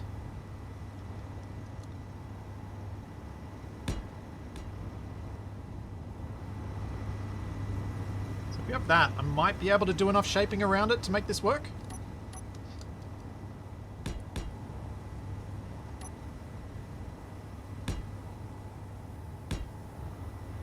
Oops. Don't know where that went. Looks like the beginning of a beach buggy. Yeah. And this is kind of the thing for me in Space Engineers, like the scale you have to go to get something that looks like a normal car. It's so big. It ends up feeling too big.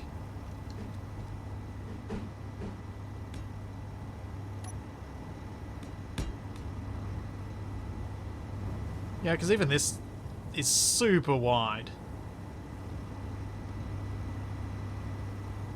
Yeah, an MX-5 would be probably something you could try and design that looks right. I don't think I'm going to be happy with this.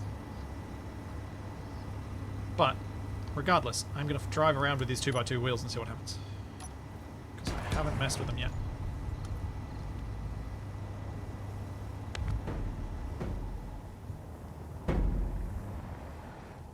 Not sure whether damage was off or not.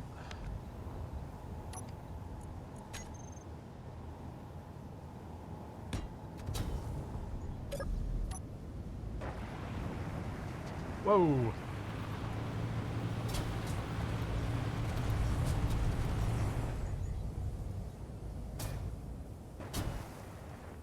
Oh, sticks the landing.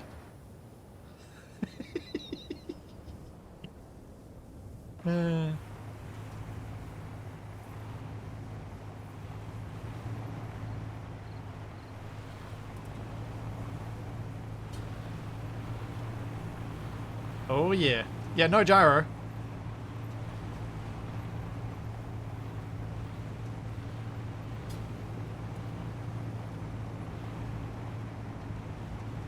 I mean, I think these are going to be great for using as parts of trams and stuff like that.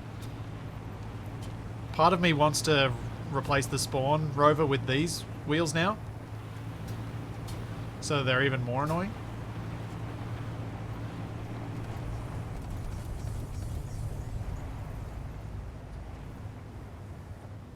But also, a number of these trucks I could probably modify with 2x2s. Actually, let's check that out. Let's see if any of these would work better with it. Copy you. Kind of scaled it for the 3x3s, though.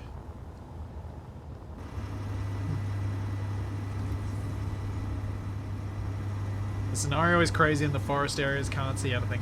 Yep. Yep, yep, yep.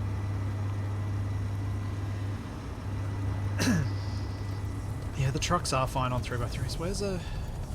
Do any of these look like they could benefit from a 2x2 treatment? I think they've all been fairly cleverly designed around the 3x3s, so... Like, maybe this Jeep style thing could work better with a 2x2. Yeah.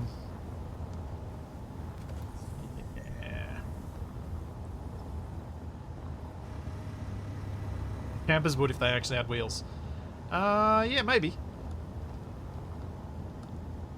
Maybe. Because this is them with the 3x3.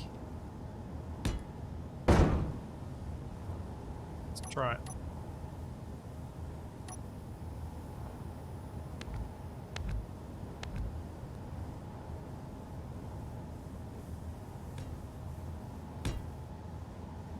Excuse me. Meh. I think they might look weirder with the 2x2s. Will you let me place you in further? No.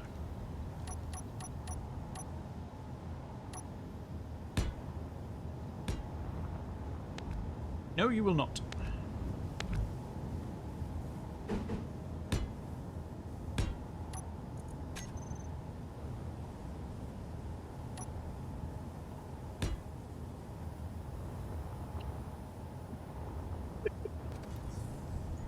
It looks so dumb.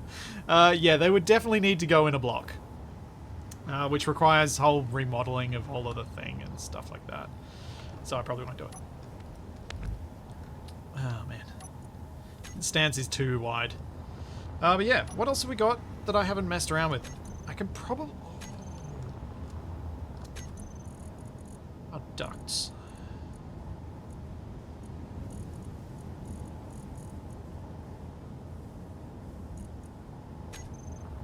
I wonder if there's something I can do with these that we could have fun with in terms of some sort of facility I can have spawn in where you actually need to crawl through the ducts to get to something. Because technically it might be possible with MES to spawn a tiny little thing inside these ducts.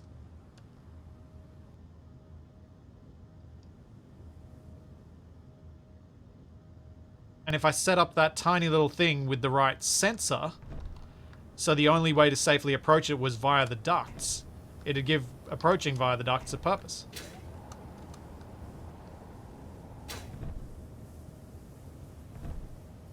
Rather than just grinding your way through. What do they have in them? Large steel tubes. They need to be intact for the... Ooh, they also just look good as just general, like, machinery tubes around the place. The build state. I should really not do this on an existing grid that I use.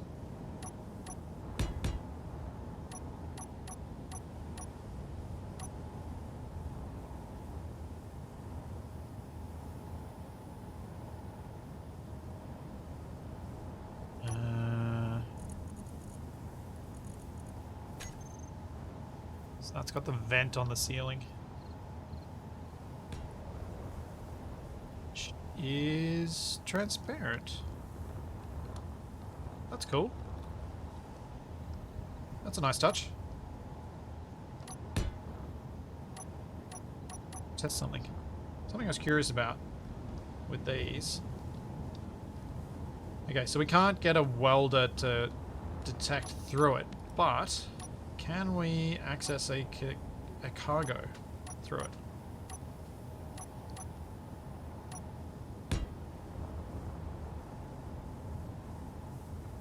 Yes. Yes, we can. Yeah. It's a way to add cargo access to your ducting system.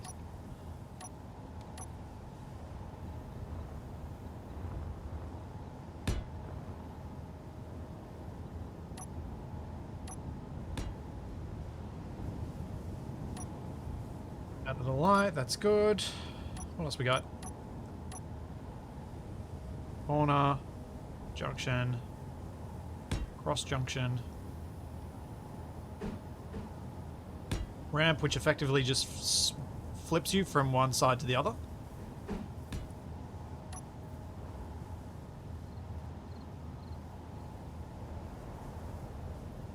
The grate's not animated at all, is it? It just covers it. How do we get in? If you put a grate on there? I don't think you can.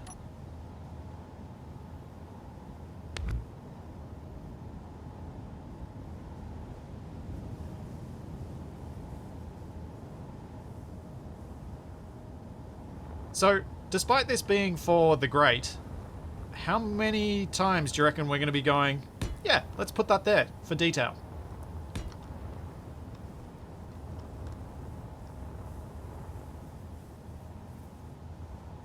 You got to break into the duct, yeah. Like, I'm totally going to use these as decorative pieces.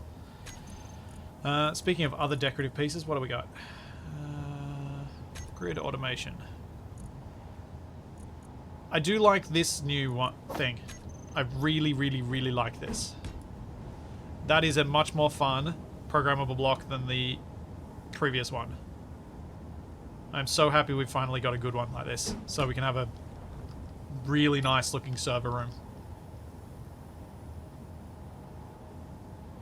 Because I don't tend to subgrid my programmable blocks and timers, so I'm really happy that we've now got the ability to place down better looking timer blocks, better looking programmable blocks around the place. And the event controller fits in with this as well.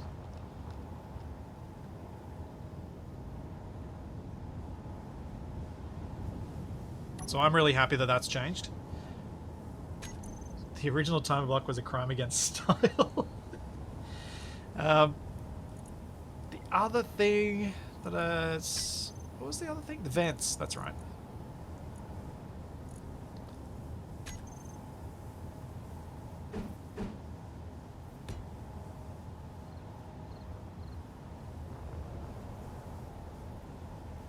I do like that we now have vents that don't need to stick out from the wall. That is going to make airlocks much smaller.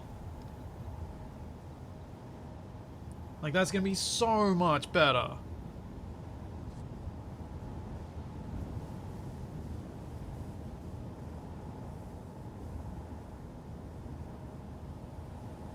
Oh yeah, the inset light as well. That's the other thing I wanted to show off.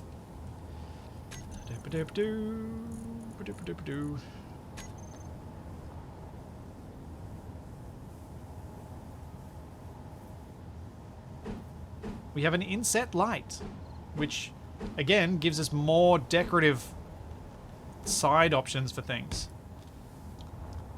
So instead of this needing to be, instead of the block, it occupying the block it's on, it's now part of the wall. Which also has some nice design elements so we can do stuff like this.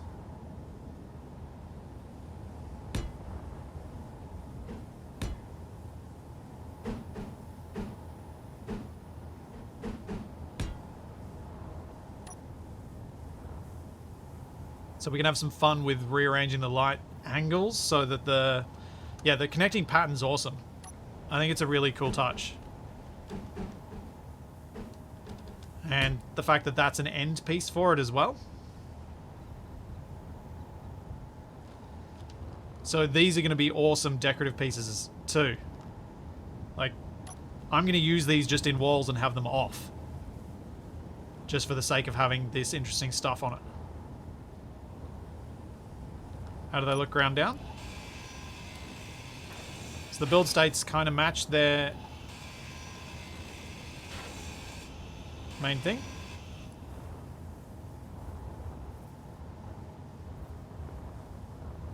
They'll be good for machinery rooms and stuff like that ground down. This is going to give me so many more options for building stuff for the scrapyard and putting stuff in.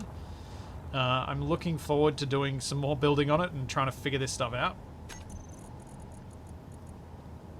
I think that's the majority of what's been added.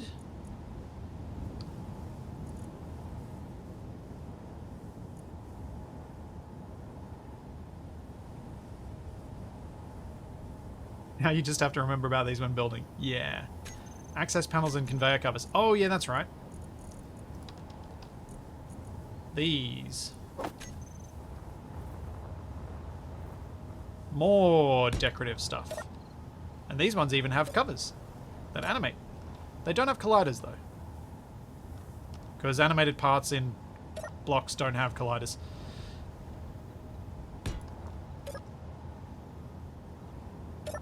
But there's just, like, the number of options for decorative stuff. And the fact that some of them actually have functional buttons behind them.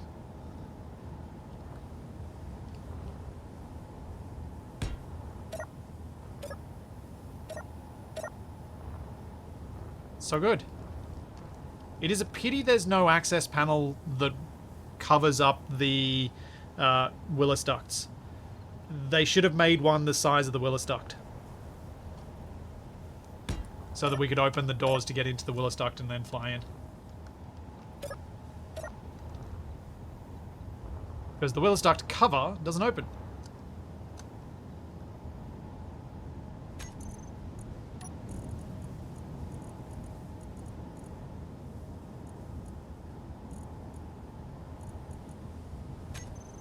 Yeah, they'll fit nicely over cargo. So this one looks really good and covers up the yellow of the cargo port really nicely.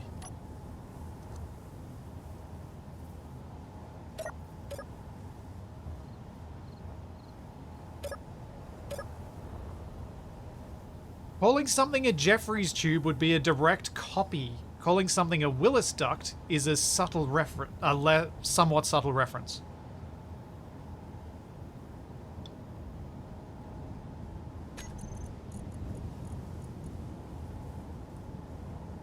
Oh yeah, they added pipe caps too, that's right. The pipe end caps look nice. Sadly, they don't animate either. But they do look nice. And they cover a standard cargo port too.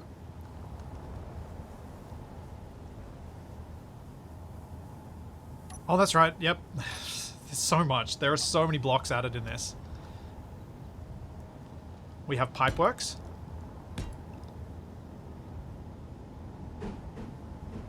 Which are interior wall pieces. Which are going to probably... And I really like this bit. This surface of it. Because this will be great for walkways.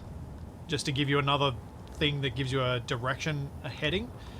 But I'm also thinking you could do that with these light blocks. But what you'd probably want to do is find a block that has something...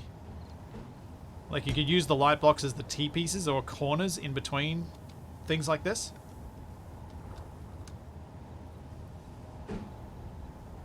Yeah, the pipe blocks should have been...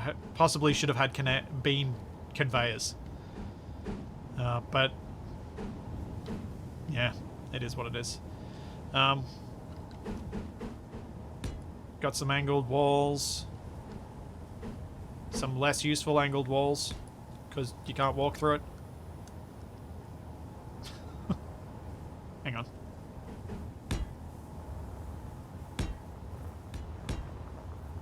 Should be able to walk through this first bit. Yeah.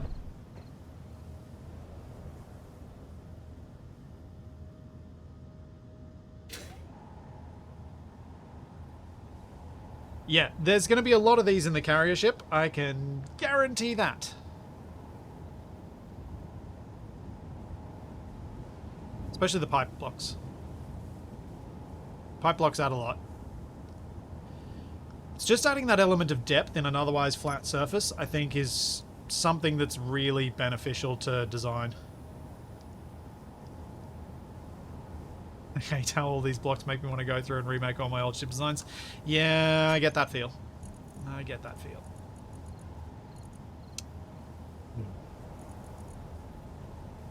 So much. So, my plan... Oh yeah, the signs. Let's get that. I haven't actually... The signs are something I haven't actually looked at yet. Trading station.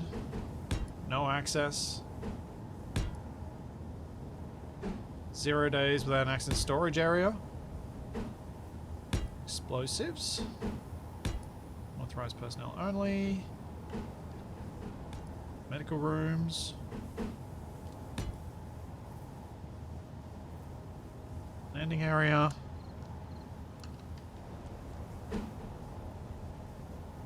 No atmosphere beyond this point. Construction site. 0G zone. Airlock mechanism. Hazardous environment. Yeah. These are a nice touch. Because it was annoying having to put these on LCDs. I'm wondering what their LODs are. Actually really good. Because that's the problem with putting these sorts of signs on LCDs. When you get to about this distance, they just snap off. Do the signs take the rust texture? Interesting question. Heavy rust. Apparently only the border of it does.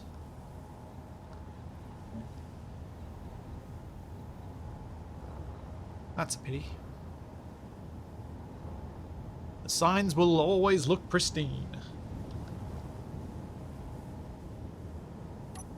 Oh. Yeah, it's just... They all just affect the border.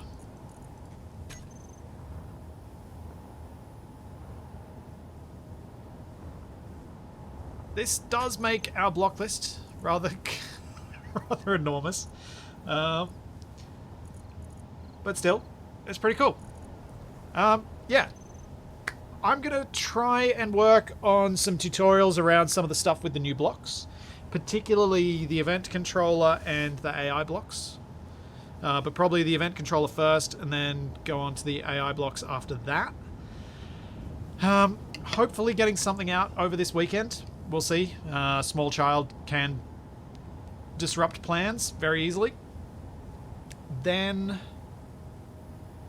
But as I mentioned earlier, I'll be recording assertive acquisitions with Capac and TFE later tonight.